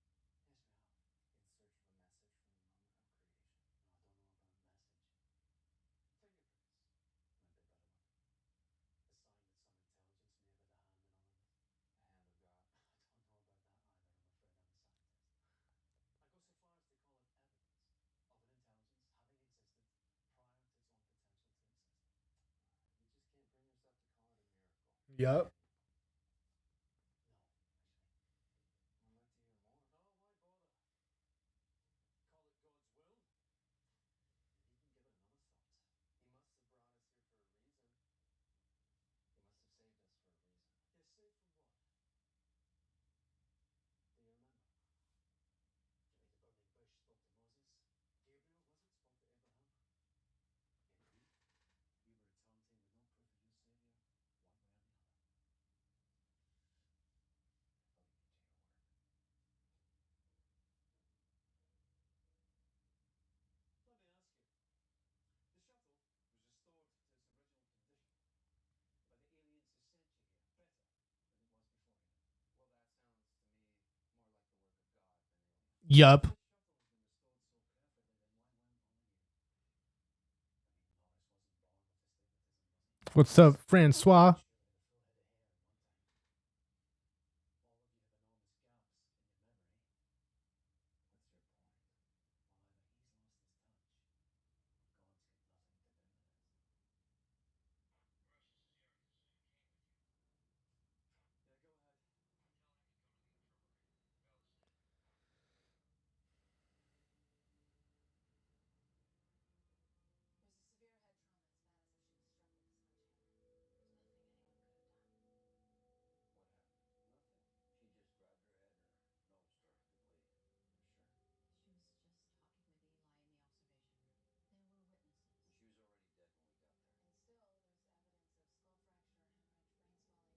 Bro. I don't understand. He didn't do anything. Something caused this. A blunt force injury doesn't happen spontaneously. Something that happened on the planet.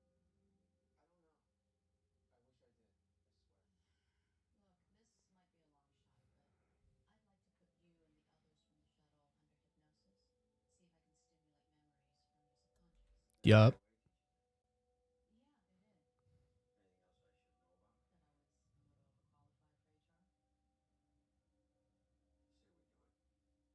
else I should know about? That I was a little overqualified for HR. Say we do it. I'd like to tell the other stuff, though, first. Yeah, of course. In the meantime, I'll take a shot at an autopsy. Maybe I missed something in the x-rays. You missed anything? I don't think so either, but I don't really know what else I can do. Hey, listen, you're doing good. Actually, I'm not. Come in. How are you? Still me?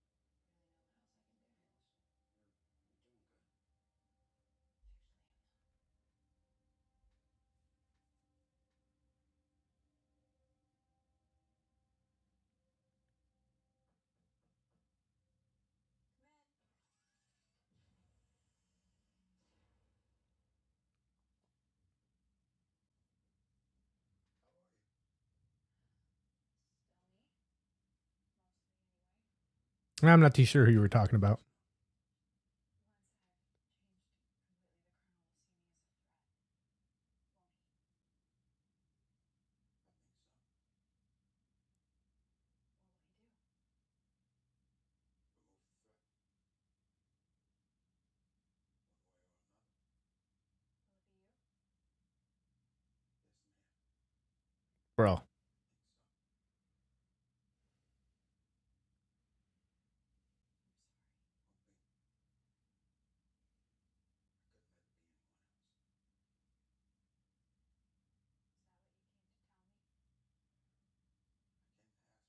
or another. Will it be you? Yes, ma'am. Bro. I think so. I'm sorry. Don't be. I could never be anyone else. Is that what you came to tell me? I came to ask for your forgiveness Bro. when the time does come. Of course. If I could please hear you say it. I forgive you, Ronald. Thank you. That's important. That's right. Take care of Matt. You wouldn't have to ask me to say it. I try not to keep him from coming to see you, but you know how stubborn he is. I'd tell him to stay away. That might be a good idea. I mean, for him. Will I see you again? Shaggy? I don't know. Better for me if I said goodbye. I guess you'll just have to watch the episode and find out. I'm sorry. But I can't do that. Goodbye. Goodbye,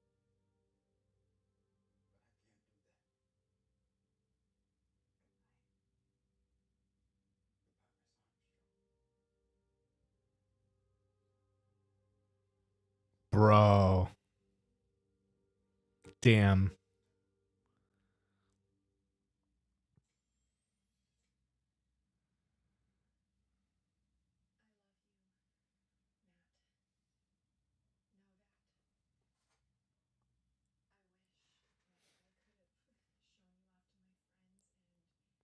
Know that. I wish that I could have shown you off to my friends and hear you say Dad. Damn, dude. But I'm grateful for what we had. Please take care of everyone. You're far more important to holding this place together than you know. Take care of Eli because he's going to take care of you in his own way. And forgive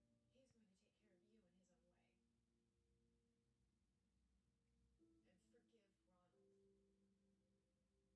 He Damn. did what he had to do, and if it was going to be anyone, I am glad it was him. Bro. Okay? I love you. All right, get on with it. Just relax. Breathe Here we deep. go. Here we go. Slowly. Get some lore in here. We're on the planet now. Eden. Yes, What do you feel? there's a nip in the air. I can see my breath.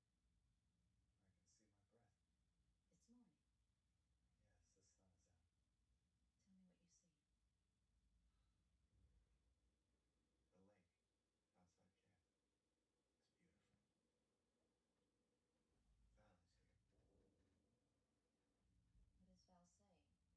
What does Val say?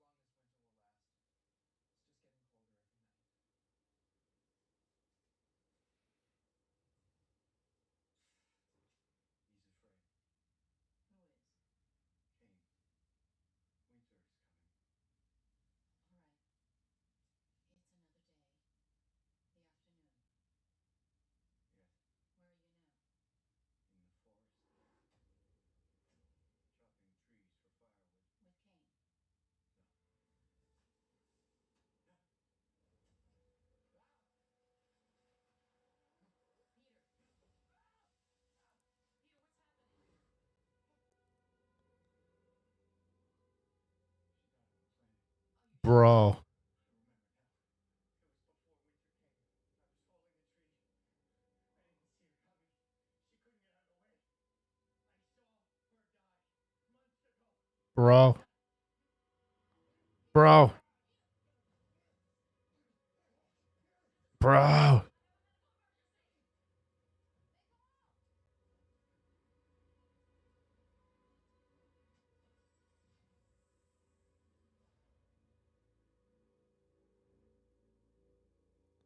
Dang, he's gone. This time the symptoms are consistent with dehydration and hypothermia. You said the hypnosis was working. He was starting to remember. Yeah, the last thing he remembered was Val died on the planet. Well, based on the condition of his body, I would say Peter died on the planet too. From extreme exposure. But he said Val died Oh, before Rush? the planet. Yeah, it's arguable that he's the bad guy. From a certain point of view. In order. Lieutenant Scott, I need you to locate Dr. Kane. Did they show Rush a second ago? I don't think they showed him a minute ago. They were talking about somebody else. I don't think they've showed him in this episode yet.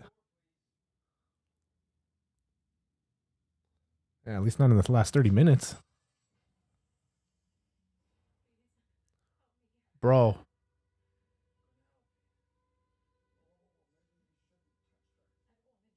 Strip down and get your ass in the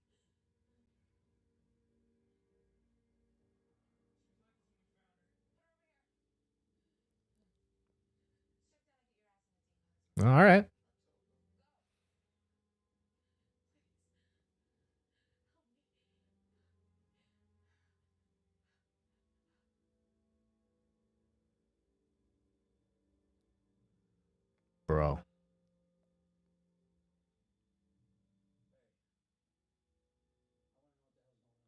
want to know what the hell's going on. I swear I don't know. Well, you're gonna sit down with Ray until you figure it out, or I swear to God, we are members of your crew. No, you're former members. You left by choice. And if what's happening to you people spreads to the rest of us, you're gonna be dropped off on the next planet. Sir, it's not his fault. None of this would be happening if Kane had not talked those people into staying on that planet. I wanted to stay too. And that's what would have happened to you. Yup. Yup. Neil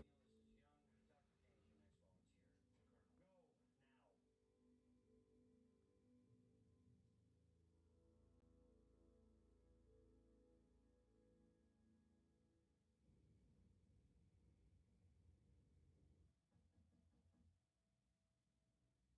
Kirk, go now. Bro, is she gone? Oh, she's gone, dude. Uh-oh. I thought you should know what's going on with those folks in the shuttle. Go away, Matt. I said leave. Now. Get out. Come back later then. All right? All right, everyone, we know we're fighting hypothermia here, so let's keep the core temperatures up. What do you see? Snow is falling. The shuttle is our only shelter now. Bro. We lost power days ago. Something vital was broken and none of us know how to fix it. It's airtight, so we have to leave the door ajar or we'll suffocate. We still have some food. And Peter is. We made some candles to keep us warm. They provide enough light to read and share our evening meal. Bro. Peter's still with you. In his heart, he's already left us. I try to tell him. It'll be all right, Peter.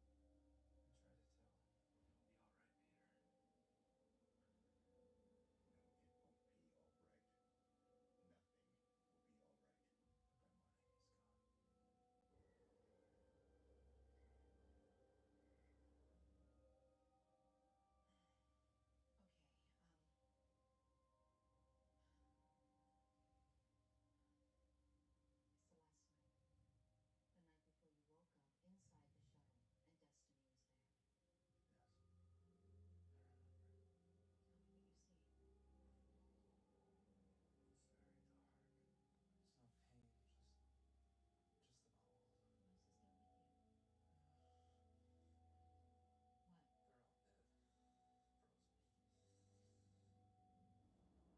Wow. He's the only one that woke up. What are you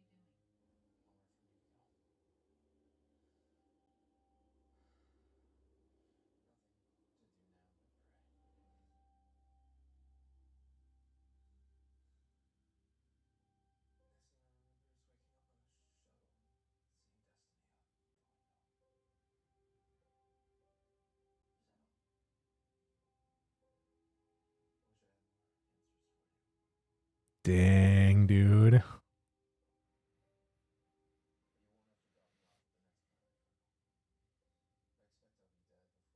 Leave this in the shuttle? No. Why? Well,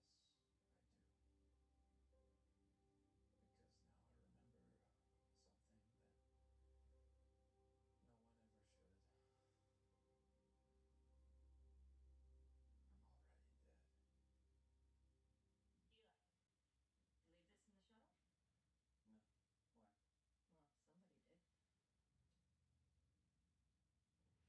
Dang, is this an older Kino?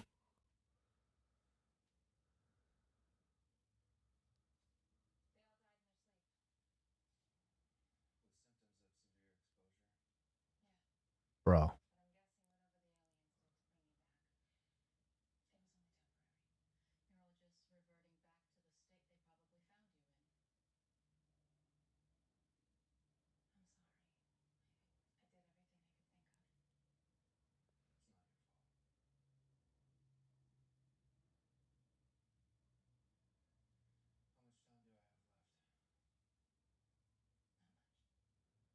last time? Yeah, of course.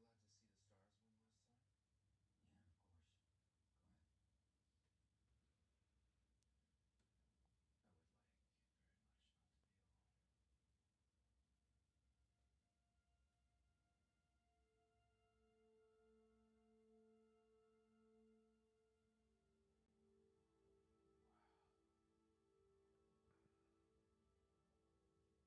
Wow. I forgot how beautiful this view was. Maybe they were just giving you the chance to see it one more time. To say goodbye to all of us. This isn't me, at least not the man I was. It's what Dr. Rush was trying to tell me in some way. I just didn't believe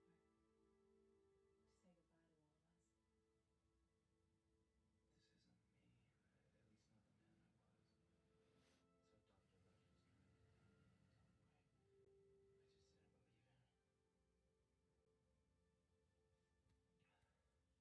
This body's nothing but a shadow. That's right. Not reborn, but reanimated. And not by God,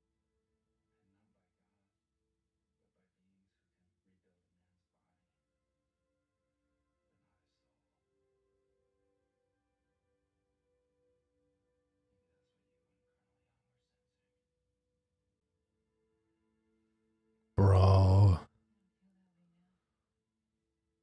Even though I have his thoughts and some of his memories, I'm not the Robert Kane that God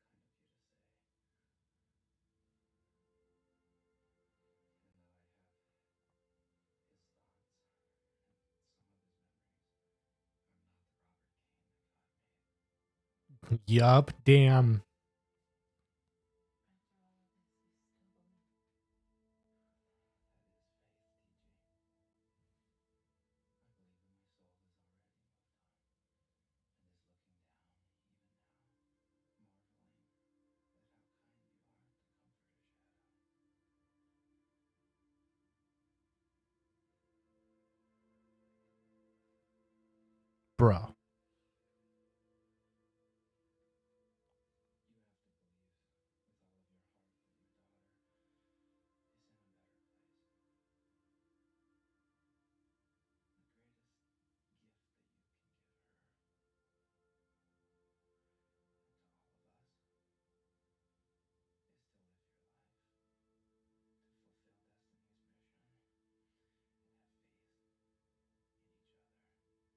now, marveling at how kind you are to comfort a shadow.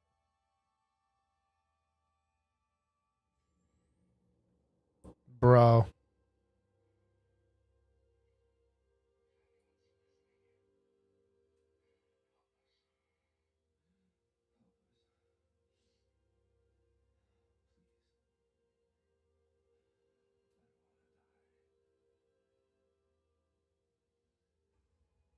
Yo.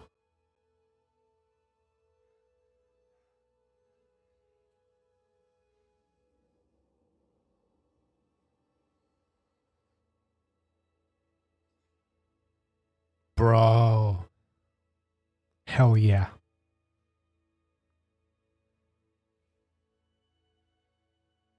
Damn, dude. Wild. Wild. All right, you guys, that was it. We got some special features. Let's get on them. Just a few special features behind the scenes.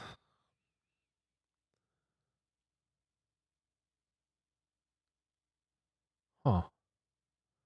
Did we watch no special features last week? I don't think we did.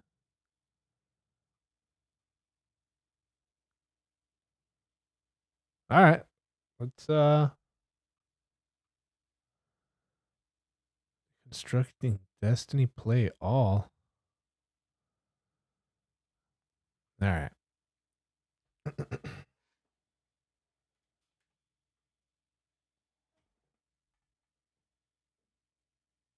Oh, damn. Hold on.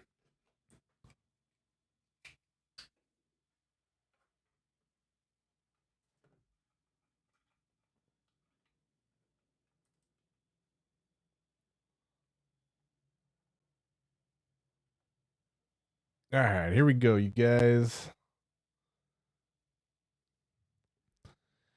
How to get sucked into space. So explain this to me. Explain this to We're me. going to put this fine young man on this particular wire, and we're just going to run you up a couple of feet. How many feet? A couple. Oh, like 40, maybe. Oh boy. Do we have another pair of underwear ready?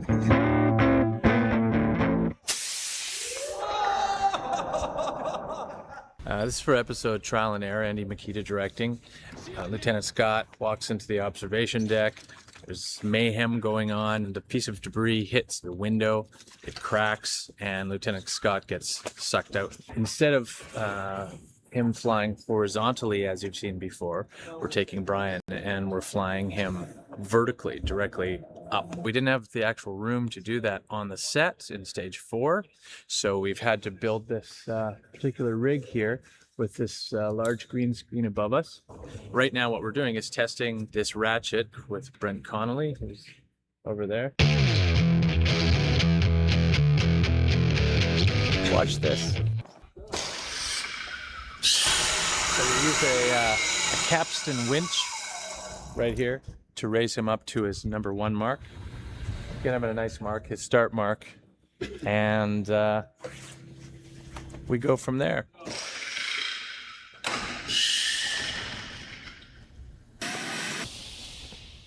Did that hurt? No, nice and smooth. Nice and smooth.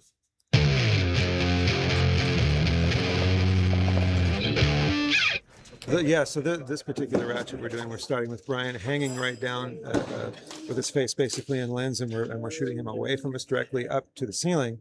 And the reason we're doing that is just to maintain a consistent trajectory. It's a visual effects element, so of course we'll be able to place it to the proper angle that we need it to be. Brian's a fit young man who's I'm up for it. Who's down with it, and he's never done it before, so he doesn't know any better. Yeah. He had that big bowl of spaghetti like we talked about. Yeah, too, and the right? Diet Coke. 3, 2, 1,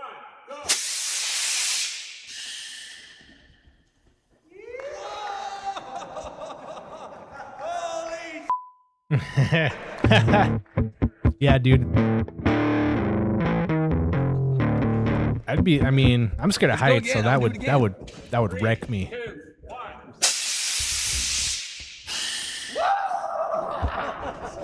Everything worked out perfectly. Brian had a great time, so that's important. It's like an amusement park ride or something. I don't know. Can we do it again?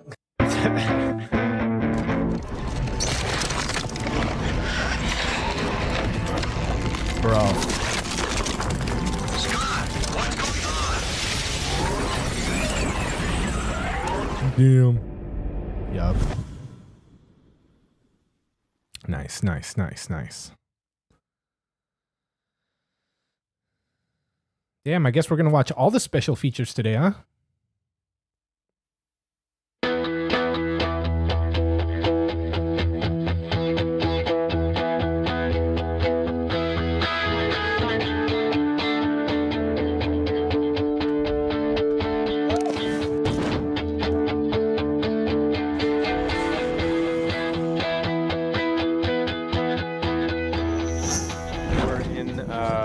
lot of land owned by the Navajo. I believe the correct pronunciation is Bistai.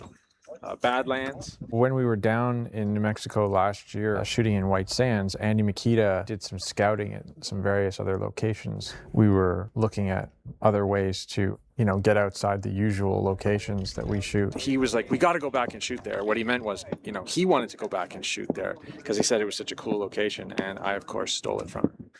Well, what a wonderful name, the Bisty Badlands, to start. You think I've actually filmed there.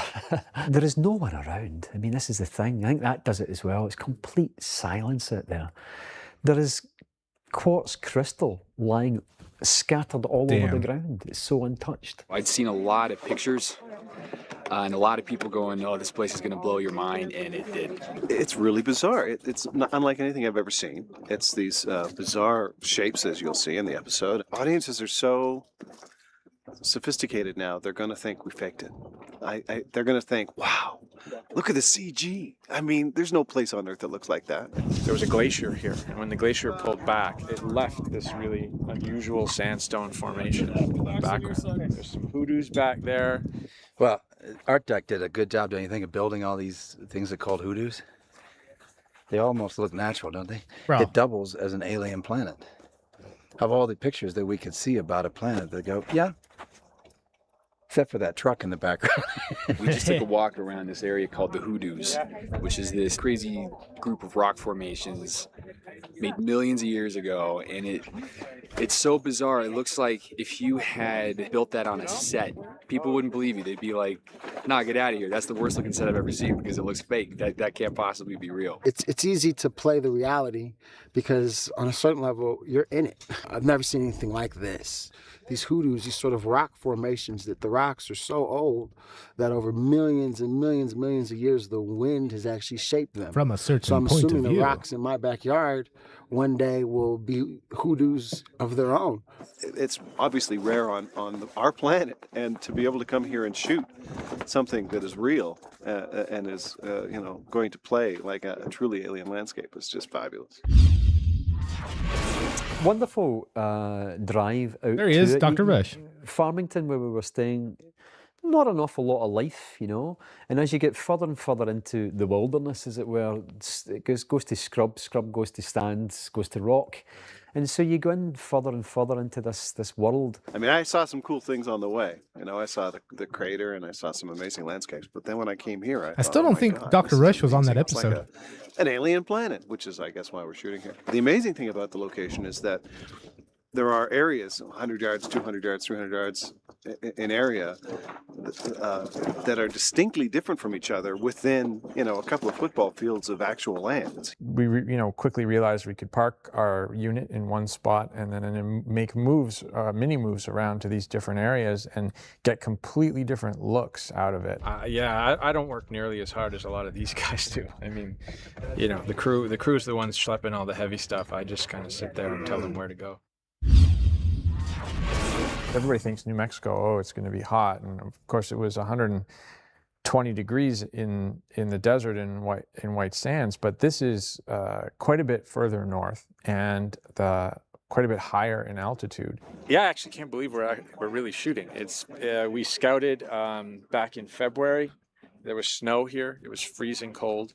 We were a little, concerned that I think you're just mixing them up with somebody else. Spot of weather actually, in order to make this work. I think you saw one of the people from the planet that came back onto the ship, and you're watching it through like what doesn't look that good of a screen. And then if you decided to like IMDb the cast and crew, you're not going to see the people that came from the planet. You're going to see the main characters, which is So my immediate Rush is concern was one for of the them. gear, which has proved to be. So I think you'd be like, found oh to yeah, be- that's the guy. So we've one head in one of the decks. Even is more of a giving us reason 'cause you trouble don't on watch this playback, but show. So far, everything's working. And that's what worries, Yeah, what producers. 51 They said. worry Here, we're about actually making going days because to put that up for everybody. things just move a little bit slower because sometimes you have to do things twice or three times because of the fact that an actor was choking There on it the is. dust. At first you're kind of like, oh, this isn't so bad, and then after a few days of it, it's like, all right, I just got to get out of this stuff. The goggles I don't really know. make a big difference. Here, what I'll do those are lifesavers. is Keeps I'll the dust from rewind getting in your back eyes. to You'd where go you home said,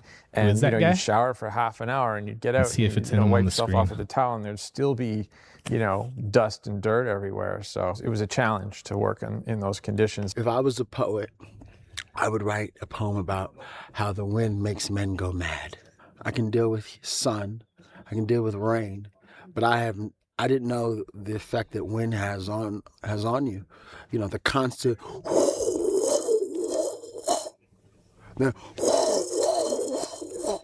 and it's endless and it's relentless, and then the dust and everything else.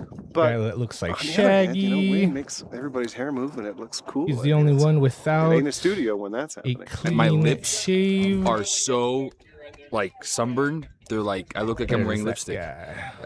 I'm not, I swear. And Now there's- rewind a my little ears bit. are just black with dirt. Where you said, "What's up?" That's the great thing about, you know, what we do for a living as actors. Here we've got this land. if it's that is right when you said, "What's extraordinary with up?" colors. That is geography. Dr. Rush. You feel the spirit of that. I think it all kind of helps us.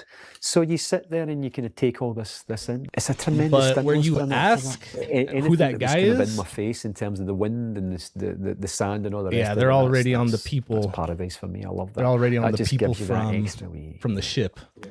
punch to do it, you know. Well, I mean, Bobby's working really, really And hard. they never showed and I'm Dr. Rush sitting again. there going, oh my God, I'm doing this like really great scene with Robert Carlyle. I'm gonna I fast mean, forward a doing what little he did more. was not easy because you've got, what, 3 camera crews right in your, you know, eyesight. Yeah, that was the only They time you shot saw a lot of Rush. stuff from like up in the cliffs, kind of just down on us, like really long lenses. When they He told has him, to go to that crazy when they told him, "Oh emotional yeah, place on a it's mark. nothing. He Go has to back, hit a go mark get your rest." and lose it, and that's He wasn't even supposed to be in this you know, episode. that's an acting feat. I like when we do this back to back to back in the script. There'll be 8 different scenes because there's I only got cuts 4 between seconds each of scene, chat lag. be it cutting back to the destiny. 4 or- seconds, as long as you're or, live. You know, and cutting you're back not to the like ship itself. behind a few. But I like when few we take seconds. like 8 scenes and we make them one. As long as you got the 'Cause little coming from red the light theater, like button on the Bobby, bottom of your myself, screen and Brian where it says do, live. it gives us It's more light, it's room red, and not opportunity grayed to out. kind of play the reality of the situation because it's happening in real time. You know, there's a style to the show that kind of works in that environment. We're kind of shooting in that documentary style where you Yeah, it allow feels the good, cast doesn't it? to do what comes It would feel even naturally better if you for the watched Stargate. script, and then you attempt to capture that. And so in this case, you know, I went He and played scouted Rumpelstiltskin that in location Once Upon a great Time. detail, and then kind of tailored the script to it. So I had kind of written to certain spots. It's got to be easier to get into the moment when you're living it.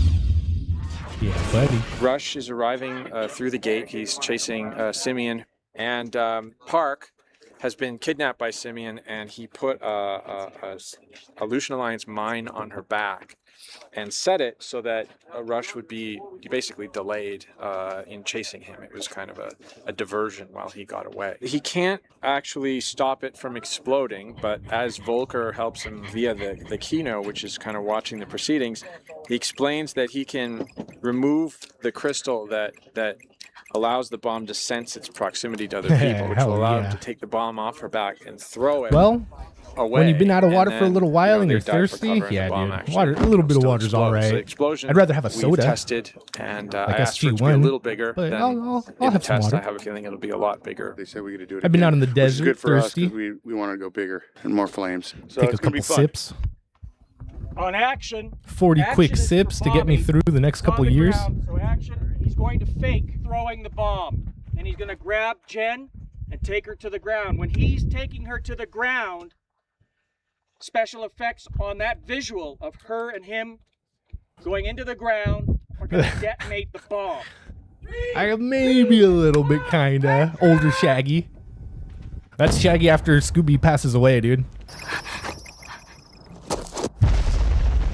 Just a bitter old shell of a man.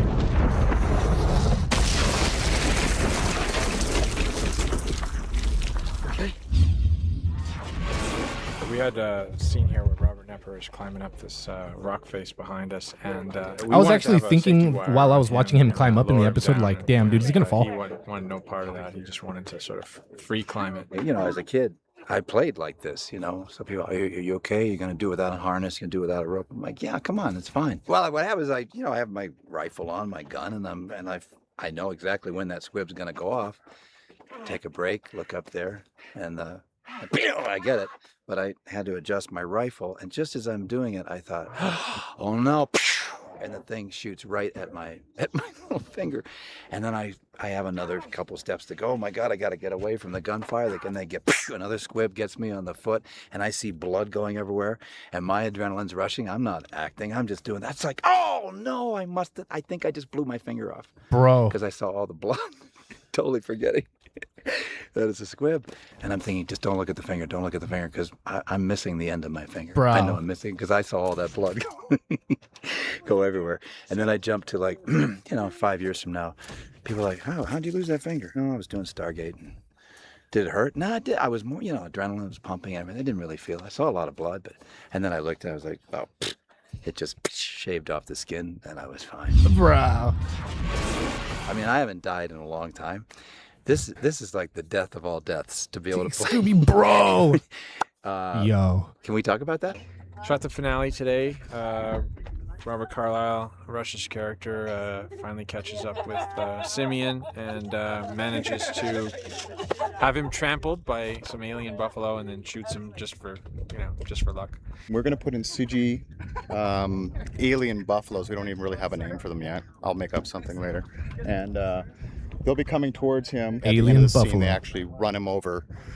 And that's basically the stop of that scene. Then we go to a few other different shots that pick him up from a few different angles as he gets trampled over. The biggest challenges when coming on location are, first of all, making sure that we get the camera information. Was it recent? And make sure that the camera operators are doing. I used to listen a lot of Mr. Ball, and I just haven't listened to him recently. In the CGI world. So when Mr. the creatures B. are Allen? running and they have a certain camera move, we've got to make sure that that's something we can track and make work for us back in the studio when we're doing the CGI for the scene. So what we need to do to create the stampede is, first of all, Zombie what's wife? most important is to I'll get have the to check that lighting, out. so we can integrate the CGI. It doesn't sound familiar. Well, maybe it does. Into the scene Wait, realistically. no, I don't think so. So what we do is, first of all, I have a reference ball. And that gives me reflections in basically the direction of the sun. So as you can see, the sun's basically coming from here. It's new today. So you can see where the Oh hot- shit! Okay. Hot spot is on here. Oh You can yeah, also I see saw the that diffuse title earlier. properties, which we Yeah, I use just haven't. to, I haven't watched use him those in values a while. to basically set the creature into the scene, and use that for basically where the highlights on the creature will be and stuff. And then on this side, it gives us basically a reference of everything around us on set. So as you can see yourself there, everything around you. So that gives us a lot of information we can use to set the creature or any sort of CGI we're doing into the scene. And then also what I do is I go and I take HDRI images, high dynamic range imaging stills, and then we use that to light the scene back in the office when we're doing the computer generated buffalo creature. Like, oh my God, here come the buffalo.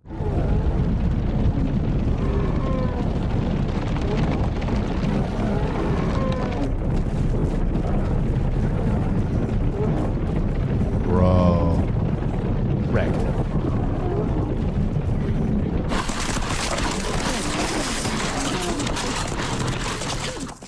And then to have Robert Carlyle do his Clint Eastwood thing right over me, and Simeon's like, no, but I have information. He's always trying to live and trying to keep himself going. I have information. No, you don't. Woo, Shaggy. Shug it. It's a blessing all around. It's an amazing experience to be a kid, to be a kid in these clothes, to be a kid playing a bad guy who's like thinks he's in the right, to be a kid climbing these walls, get your finger blown off, all that stuff. We had some toys, yeah, dude. While we were down there. One of the things that I definitely wanted to do was capture the scope Power of the trip. location. We wanted to make sure we had the right lenses to capture that scope. A Panavision has a lens that it goes from 7 millimeters to 2100 millimeters. So it's a 300 times zoom. Hopefully we'll get a chance to play with it today. And it'll be kind of an alien scope. Sniper scope. That'll be from up top, looking back down at our guys walking through this canyon, and we'll sort of slowly pull out to see the scope. We should be able to start full frame on them, and then pull out to see, the vast canyon.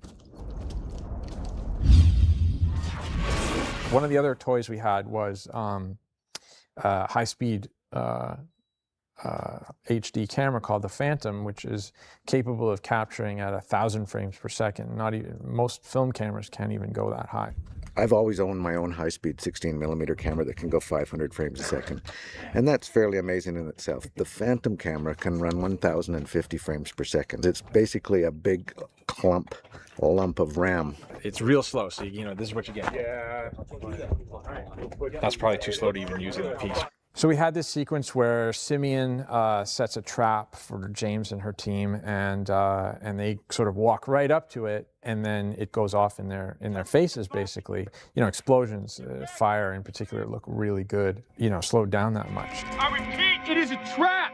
Take cover! We really wanted some debris and fire to you know, really appear to be close behind her, and it was pretty close. I mean, it was about 5-6 feet behind her.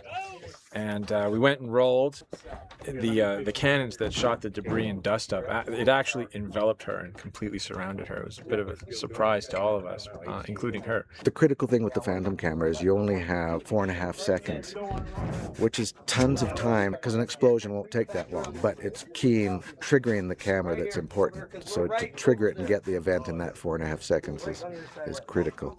And unfortunately, we didn't quite have some of the technical specs on the camera right, and we missed the first take, so we had to go again. Bro. She was very gracious about it, though, and she blew up twice. 3, 2, 1, go!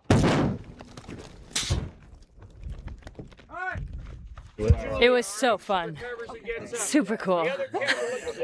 Yeah, it looks really cool. The nice thing about having something that's you know, at 1,000 frames is you can then kind of play with it and slow it down or speed it up from there as you know, however, to whatever speed it looks good. It's probably a whiskey cam, the greatest shot we've done on the Stargate franchise. Not whiskey throttle. It was worth whiskey it. Cam. But it's kind of like a road trip where you're all off on this adventure together, and it generally tends to be a very positive bonding experience where you know, you all feel like you've been through something together, and all the challenges and sort of, you know, hardships all kind of contribute to that. In the middle of a dust storm, when the tent has got just you can't even see inside the tent and the gear's getting packed, you're kind of wondering whether you would like to be back in the Destiny, but no, I'd rather be out anywhere than on the ship day after day. You know, I think anytime we get an opportunity to go out and be in location is great, because the ship is amazing. However, there's something that you can't compete with Mother Nature. This is my favorite part of the job. Getting out here, you go to see places you never would have gotten to see before. And we kind of do it all on this show. We've been to beautiful forest, fern planets and lakes, and we were at White Sands last year. This is a whole different kind of desert. It's just great to be in a place that just blows your mind. You know, it's the best part of the job. New Mexico is beautiful in ways that you really can't articulate, but you feel on I'd say a spiritual level, being in the land like where, you know, dinosaurs walked. So it's pretty hip. There's something about New Mexico. There's something about it which you can't really explain or put your finger on. And if anyone had said to me that New Mexico would become my favourite state in the US, I thought you were crazy. But through this time and going back again, it's really confirmed it. I really love it there. I learned early on in my directing career that, you know, good directing is putting something really amazing in front of the camera. So maybe that's more good producing, but it makes the director look good when in the background you can't really shoot a bad shot.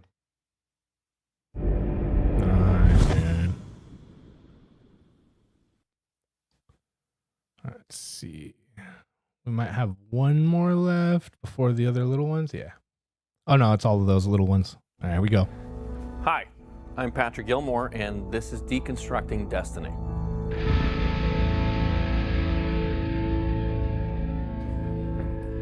I'm here in the gate room, and we thought it'd be a cool idea to deconstruct Destiny a little bit, get a little more information from the powers that be as to how she works and some of the things that make her cool.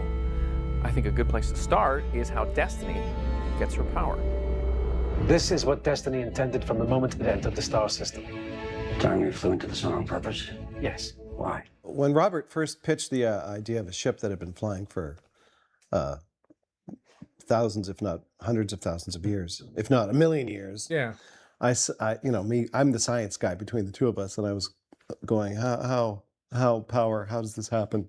And so I came up with the image of Destiny diving into the sun. The whole idea that Destiny goes along, and as its power starts to become depleted, it finds a suitable star that it can regenerate, and as it dives into it, the collector is lower, and they literally are solar powered, as Rush says. In the early episodes, there was that jeopardy: how the heck does the Destiny power itself? But once it goes through the stars, you realize that it's been flying for tens of millions of years. So the ancients have planned for this. So it's not just coincidence that we actually happen to come on and the Destiny is about to run out of power after millions of years. Wow, what a great story if Destiny starts doing that, but we don't know that's what it's doing. You're telling me the ship is powered by the stars themselves. Solar powered, quite literally. There is no other explanation. Once we know that's going on, then from then on, we know that the ship behaves this way when it's low on power. Ultimately, I would say it opens more doors than it closes, because there's basically an infinite number of stars out there that they can choose from. You can always come up with reasons why it's difficult for them to get power. I think we've said that Destiny needs a specific type of star to power up. In the second season, they encounter an enemy that learns about what type of stars they use to recharge and uses that as a tactic against them, that knowledge. When you create the rules of a television show, like in a science fiction show especially, you are definitely putting limitations on what your storytelling can be. But those limitations become sources of story. And the rules of how a Stargate works have always been a great 38 source minutes, bro. of story. The rules of how Destiny gets its power has spawned several stories. In the episode Earth, early in season 1, well, wait a minute, why don't we dial while we're in the star? Because Destiny herself does not have enough power anymore, because like a NiCad battery, it can't recharge to full anymore. It doesn't have enough power to dial back to Earth. Well, maybe in the star it does. And so we had a whole potential story in Earth, which I revisited in season 2 in an episode called Twin Destinies. Eli thinks he's finally figured it out and created a whole bunch of story for us. And so rules and limitations create story. There's also power on within the ship too. We came aboard with all these radios and flashlights and all these things that are going to go out at a certain point. So we needed to address that, and that's what Brad put in that episode as well, the recharging plate, which I thought was a great idea too. That's pretty cool. Bro.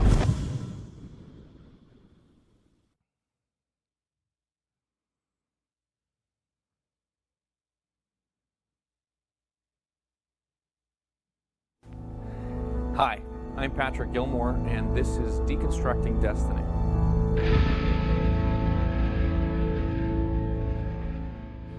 What would a spacecraft be without weapons? And this couldn't ring more true for Destiny.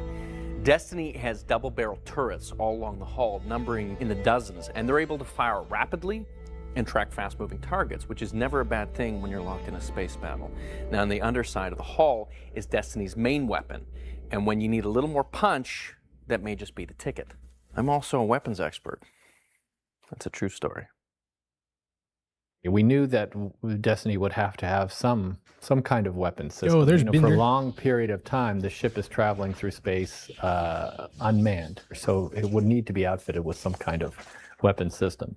The ship managed very well without us for a million years or so, and that's because it was able to defend itself just long enough before it could jump back into FTL. We always conceived of a bank of smaller weapons, like anti-aircraft type weapons that would attack any smaller ships that were coming in, doing kind of flyby type attacks on the Destiny, because Destiny is a pretty big ship. When we started with the original shape and then scaled it to the size Destiny needed to be, the surface had these large flat surfaces, and Robert and I both wanted the surface to be very rich with GAC, with antennae and turrets, and that's really what the Destiny's weapons are modeled after, the turrets of a B-29 bomber.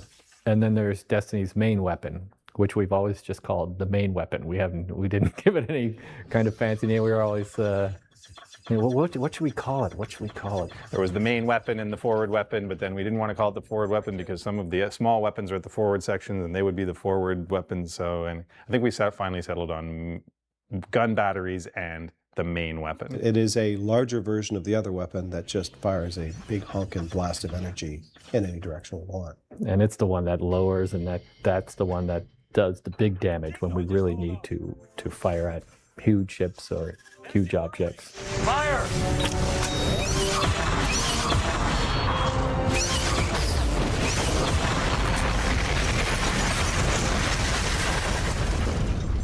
Got him.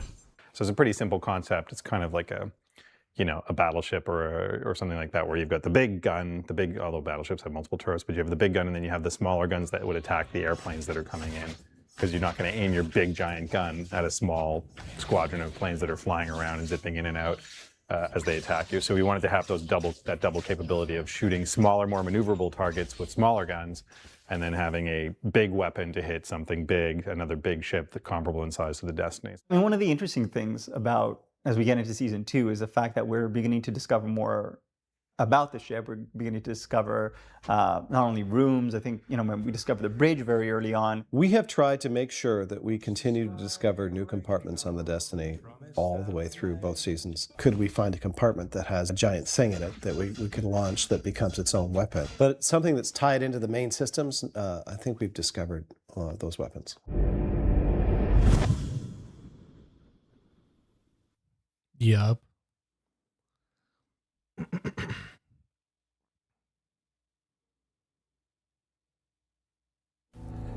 Hi, I'm Patrick Gilmore, and this is Deconstructing Destiny.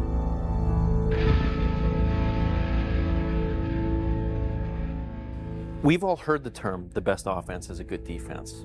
Well, this is also true in the case of Destiny. Without the energy shields, the crew might not have time to get off a shot in the first place, but defending from enemy fire pales in comparison to the job of defending Destiny from millions of years of deep space travel.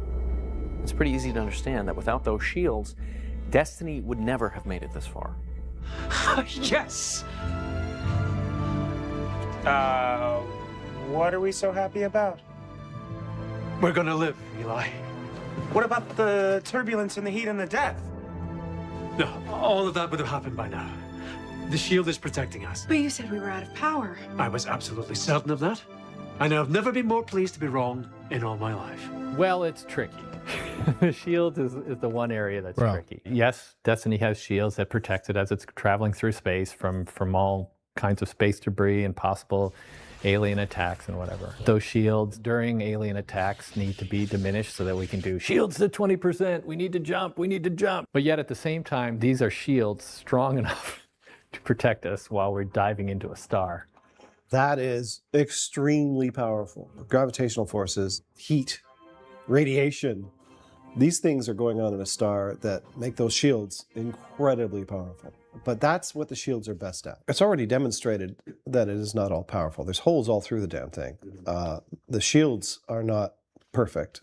It feels as though every shield we've used over the course of this franchise has been different. The ship is generally shielded by almost like a cocoon-like energy field. A lot of times we do shields that are like bubbles. So the ship is inside a bubble that's away from the actual hull of the ship. In the case of the Destiny, we decided to make it essentially form-fitting. I think visually it's better when you're doing a visual effect to have the shield be right on the ship as opposed to a bubble, because it's much more believable that an energy-based impact on a shield that's right on the skin could necessarily not penetrate the shield but could still do damage, because there's an electric effect that kind of spreads out. And we've also said that it's sectional, so that the shield can be on in one section and off in another section. It's sort of like a patchwork. What we posit is that the shields, rather than just being a general, a single energy frequency cocooning the ship, is a constantly shifting pattern of different sort of energy signatures.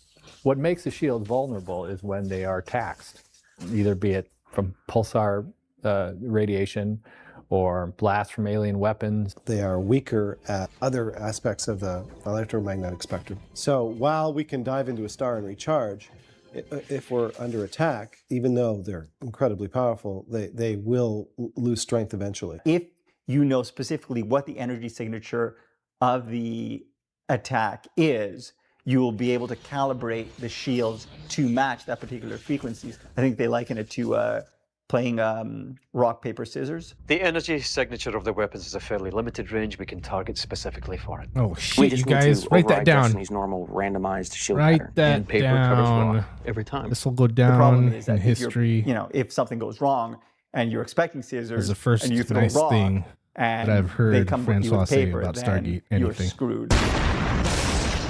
What's going on? All of a sudden, their shots are getting through. That's no weapons fire.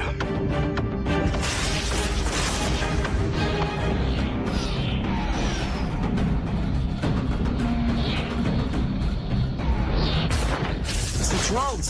They're flying right into us. It's a kamikaze run. Rules. I don't play by people's rules. Not even my own. Hi, I'm Patrick Gilmore, and this is Deconstructing Destiny.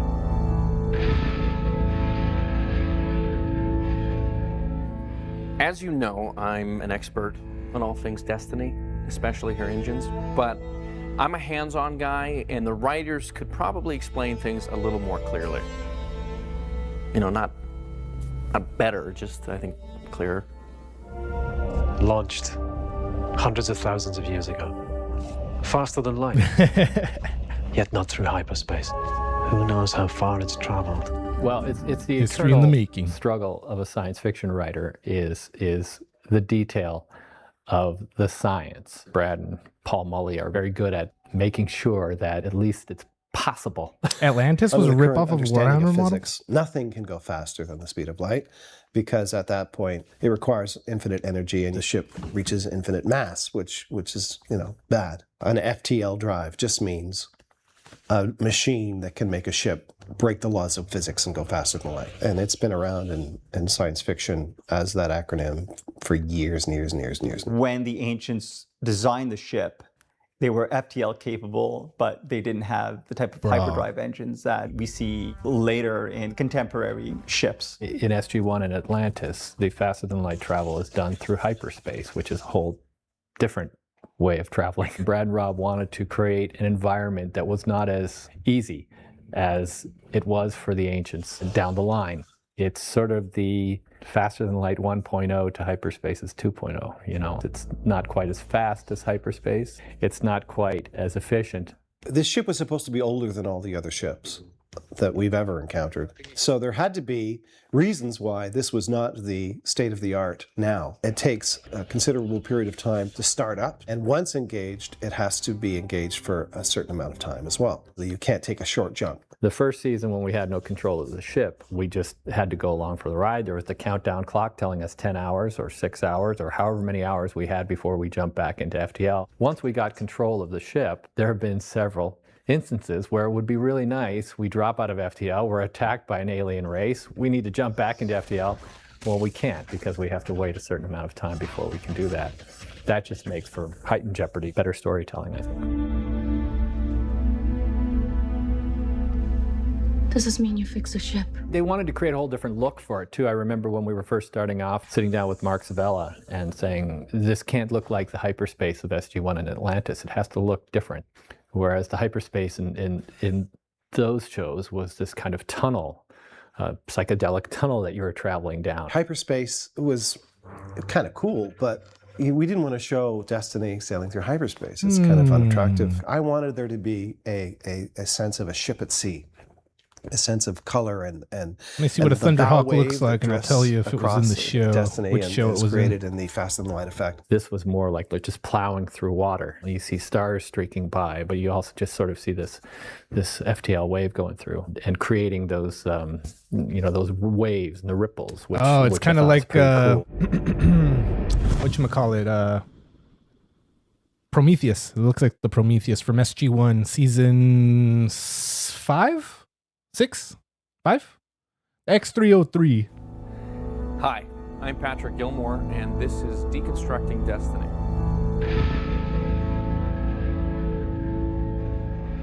If you look up Stargate SG-1 Although Prometheus, Destiny is a futuristic spaceship, that's probably the one you're talking about. It predates anything the Stargate program has ever come across. Let me look and at that images goes real for quick all her first, make sure. technology. Destiny's interface Oh. chair is an example of that technology. Technology that the crew may have wanted This to thing? understand a little bit before they dove right in. The neural interface chair is the precursor to the neural interface device that O'Neill discovers in SG-1. The front of it looks like the Prometheus kind of, the that blocky very crude look. version of it that you sit in and it activates and this thing comes down and these bolts don't go into your head but press against your head, and there's a neural interface, a connection. So this is a prototype, essentially, of a machine Yeah, that is yeah, capable for sure. of allowing you to connect mentally with the systems That aboard was the ship that was and Earth's to access first the database aboard the ship. interplanetary ship. But it's a Or dangerous I guess tool. intergalactic. We wanted to know what the Destiny knew, and we knew that that was going to be a lot of information. And well, here's a device that potentially can give it to you, but it's going to give it to you so fast and so hard and so much that it's probably going to kill you in the process, because that's what it did, or almost did, to O'Neill, which made it interesting, right? It's like, oh, here's everything we want. This is everything Repurposed. we've been looking for the last, however many episodes when we finally found that chair. But we can't have it because it'll probably kill us. One of the things we're establishing about the ship is that there is a certain neural link between the ship and our crew. The ship has been learning about our crew from the moment we came aboard it. The discovery of the chair and each person that ends up sitting in it, the ship is learning more and more and more. The ship has an ability to cause us to see things, to communicate with us in a practical way. The ship needs to have its mission fulfilled. And so it needs to have the crew operating at its peak performance. And so if there's something wrong with the captain, then the ship will do what it needs to do to rectify that. Okay, so you're telling me the ship is affecting the Colonel's dreams? It's the only explanation. It's not impossible. Brainwaves are just electrical impulses, so theoretically they could be manipulated if you knew how. If the chief medical officer is going through a very emotional time that could be trouble, it's going to step in and help her to get her back on track. Damn, so and it's the why ship this that wasn't did it? happening right from the start is because the ship was gradually learning who was who, Bro. how the ship Just was so being she could run. be the medical doctor the Especially now ship that needs for the we've people gotten in the Master crew Code, to it's do learned its much mission. Damn. Something about this program's overriding normal operations. Which leaves only one question. Why? These the real things villain that is the we ship. dream about or write about in our shows are things that some smart people on Earth are thinking about right now. Damn. Is that it? Was that the last one?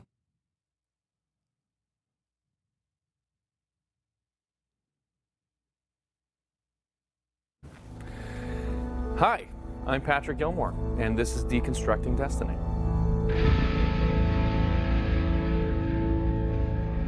Stargate has a way of never letting its fans forget that there is a long and storied history to the franchise.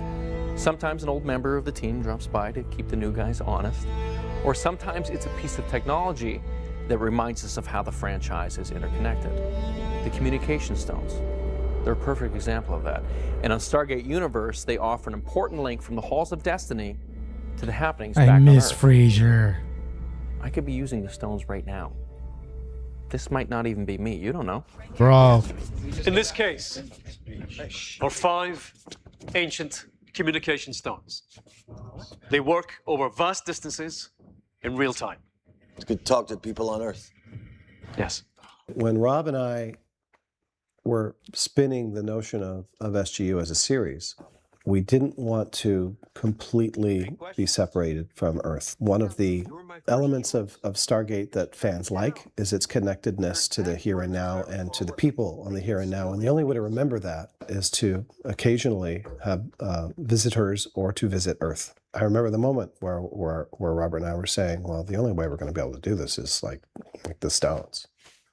And it stuck. The essence of how communication stones work is, All I'm is really the same saying as it's always been. You have two stones that Dr. are connected. Frasier can One person touches save me one, from one a other snake person bite touches another, any and day. they exchange consciousness. It's not like a complete swap. It's your consciousness has been suppressed by the other person's consciousness coming in while the same is going on the other end.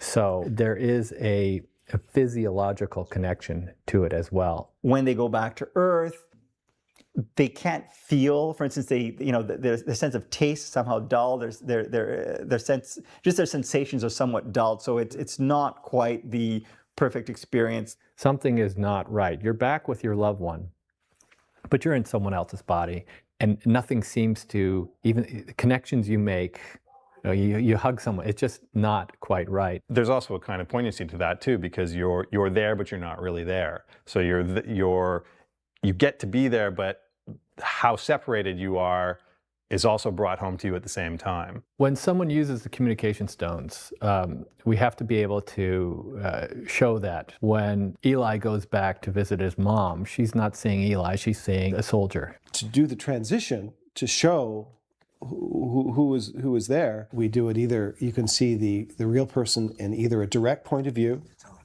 or in a reflection. That is a visual conceit that we do. We have to do it at least once an episode that we do the stones, quite often more than that. So there are times that you figure, well, we need more reminders, and then other times that you don't need it as much. You know, sometimes with the stones, it's easy to forget you're in another person's body.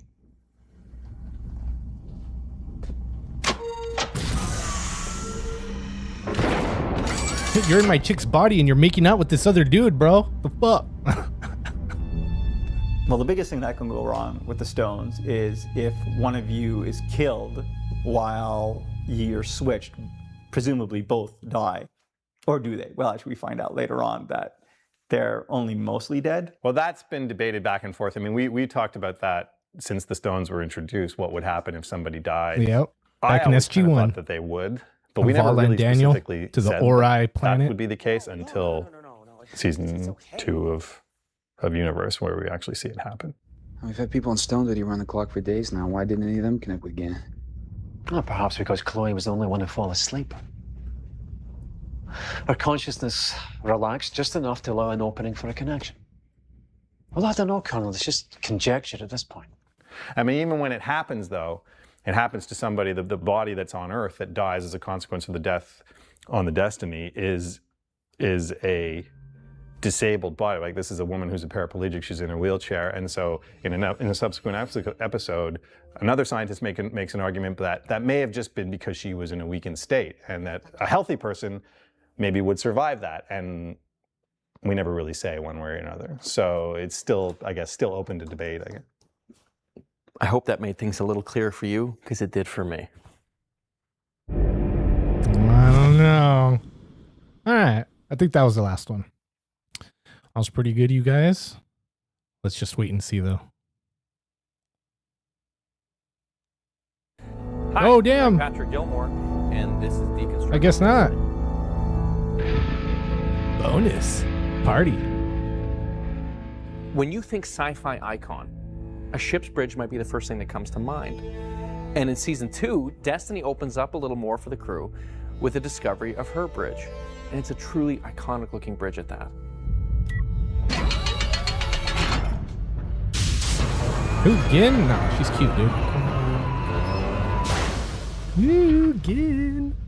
Towards the end of last season, we talked about that at the top of season 2 is when Rush would Even break Francois the would code, agree with me Destiny's that master Gin is code, cuter and in than doing so, Dr. would gain Fraser, access to but the only bridge. because Dr. We Fraser's couldn't got find some the bridge age on right her. away, because But that's the only having thing a that I think room Francois full would be of like, nah, about. functionality that we couldn't actually interface with was going to be But a yeah, useless Dr. room. Fraser, bro. The control interface room. That's been my became girl our since, bridge like, through all 2004. of season 1. The control interface room, I mean, it's a great looking room, but there's nowhere to sit. You're always standing at the consoles. I wanted it to be more like an old-fashioned naval bridge. Captain's chair, navigation, control, weapons consoles. Even that you go to the bridge of a luxury Terrell liner on Rotary. Earth, and it's not going to look actually that much different from our bridge. You know, there's going to be a captain's chair and probably people in front of him or to the side of him who are, you know, helping him, providing him information, getting sensory data from whatever, and then those people are going to relay that information back to a captain who's probably sitting in a big chair. You're actually able to sit down.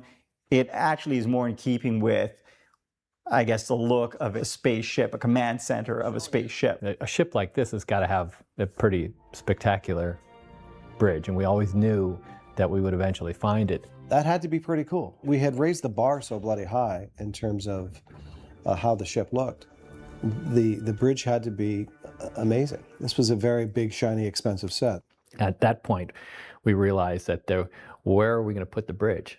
Where is the bridge? Because we also had all these establishing shots of Destiny traveling through FTL, Destiny in regular space. Because we hadn't revealed the bridge before, it kind of had to appear out of nowhere on the outside of the ship. And so it literally did that. It literally rose up from the top of the tower because it had been hidden all that time. It was cool from that standpoint because we hadn't shown the bridge before, but it also made sense, I think, in many ways to have a bridge that could be lowered or raised depending on the threat level. And then in battle situations, it can go down for a protective measure, which I thought was a stroke of genius. We can see out the windows when we want to see out the windows, when there's a nice cool nebula or something that the characters want to look out and see, because there's no replacement for that. But in a combat situation, okay, that window is probably a particularly vulnerable spot right on the ship. It's the nerve center. It's the central nerve center of Destiny. Now that we have the bridge, we can control the shields, we can fight battles. Having the ability to steer the ship is huge, especially in battles. Being able to control the weapons, being able to transfer energy from one particular area to the other. It's a pretty big jump in responsibility. What they could only before observe in the control interface room, they now have the buttons to actually push to drop the ship out of FTL. So basically they're able to steer, they're able to, at one point, actually even go off the course laid out for them by the seed ship. And of course, that leads to all sorts of trouble. And you realize you don't want to leave the path. They have absolutely no choice but to try to fly this thing. And they're going to make some mistakes. You thought this was going to be easier, didn't you? Thought all you'd need to do is turn the key. Until I can be sure I know how to use each function. Wouldn't want to stop accidentally in range of another binary pulsar, would I? Good plan.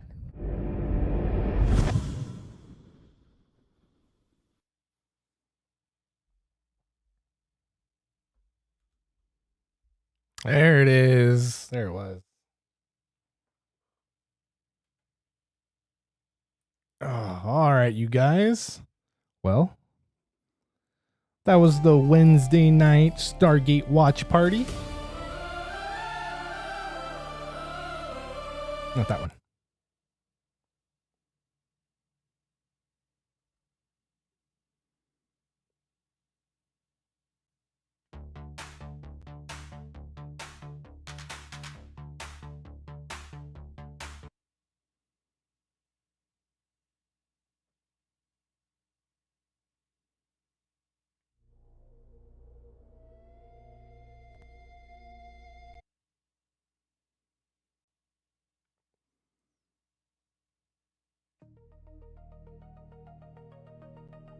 Weird.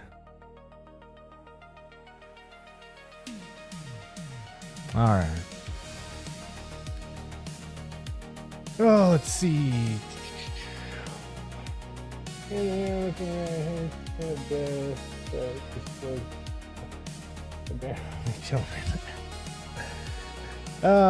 guys. Well, here we were. There we did it. We'll be back tomorrow. Tomorrow we'll play some games. We'll get either some Crimson Desert going, some Pokemon, Minecraft, maybe Portal 2. We got plenty. We'll do something.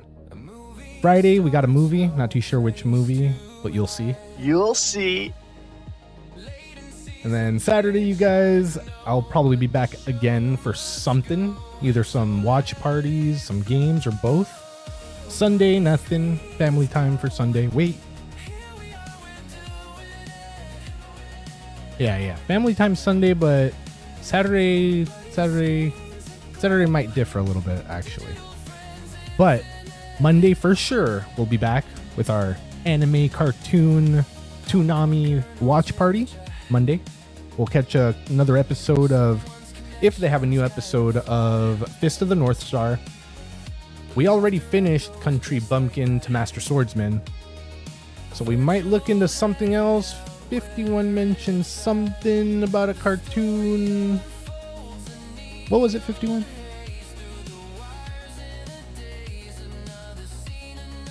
And then, let's see, Tuesday back to, oh, hey, should we see if the controller works? Should we see if it turns on? Should we see if it turns on, you guys? I'm afraid. I'm afraid, bro. If it blows up.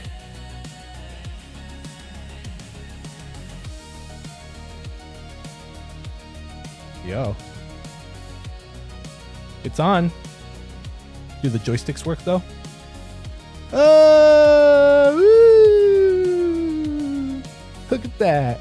Look at that. Look at that. Look at that. Look at that. At least up and down work. Up and down work just fine. Cool. We know up and down works. I'll test it out tomorrow on some games. We won't do that right now because I still have to calibrate it, you guys. So we'll test it out on a game first. Test it out, and maybe it won't need calibration, hopefully. But, you know, I'll probably need to calibrate it. We'll see. But it turned on. It didn't blow up in my hands. This controller will self-destruct. Well, thank goodness it didn't. Controller's good as of right now. It goes up and down, but we'll do something that requires both joysticks in all directions to see where we have to go from there. Yeah, we'll probably look into that on Thursday. But yeah, I'm sorry, tomorrow. And then Friday, movie. Saturday, not too sure. Next week. You guys know the schedule. It's pretty much the same schedule that we've been doing, mixing up a little here and there, but for the most part, it's the same. Oh yeah, Gundam. That's right. Good looking out. Gundam Wing. Yeah, so we'll be checking out Gundam Wing on Monday. Test the controller. Yeah, no, it turned on. We're good. We'll test it out for good tomorrow. PS5 voice controllers, absolutely. Check out Tsukimichi Moonlit Fantasy. I've heard of that already before. I don't know what it is, but I've heard of that before. I don't think I want to see that. I'll check out a trailer. We'll see. PS4 was bad, but PS5 shaking my head. Yeah, dude. Oh, PS4, you know what, dude? I've never... No. I had a problem with one PS4 controller, but it lasted a long time. And then my second PS4 controller, I still use today for Darktide. And it's never had a problem. I got it maybe like 2017, 2018. And it's been good ever since. No joystick drift. I've dropped it a few times. Yeah, it's all right. Well, what happens, you guys, is the companies see that their PS4 controllers don't get sold, and they're like, oh damn, the next console we got to make their controllers a little more shittier. That way, they'll come in and buy new ones every couple of months. No, I don't know, dude. That's just my conspiracy theory. But I'm sure there's some merit to it somewhere in there. It's hilarious. With Moonlight in the name.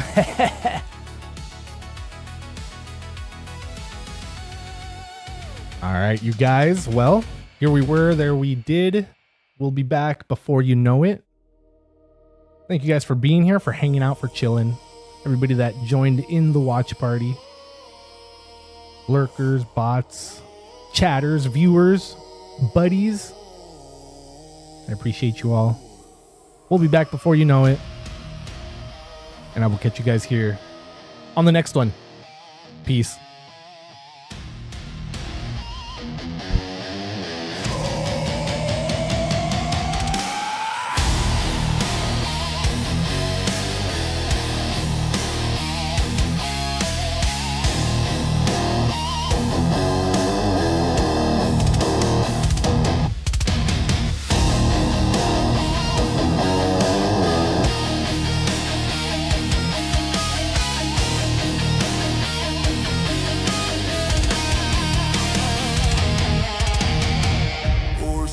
Black glass, endless tide, Karen's grin, no place to hide. Coins in hand, the toll is paid, under streamed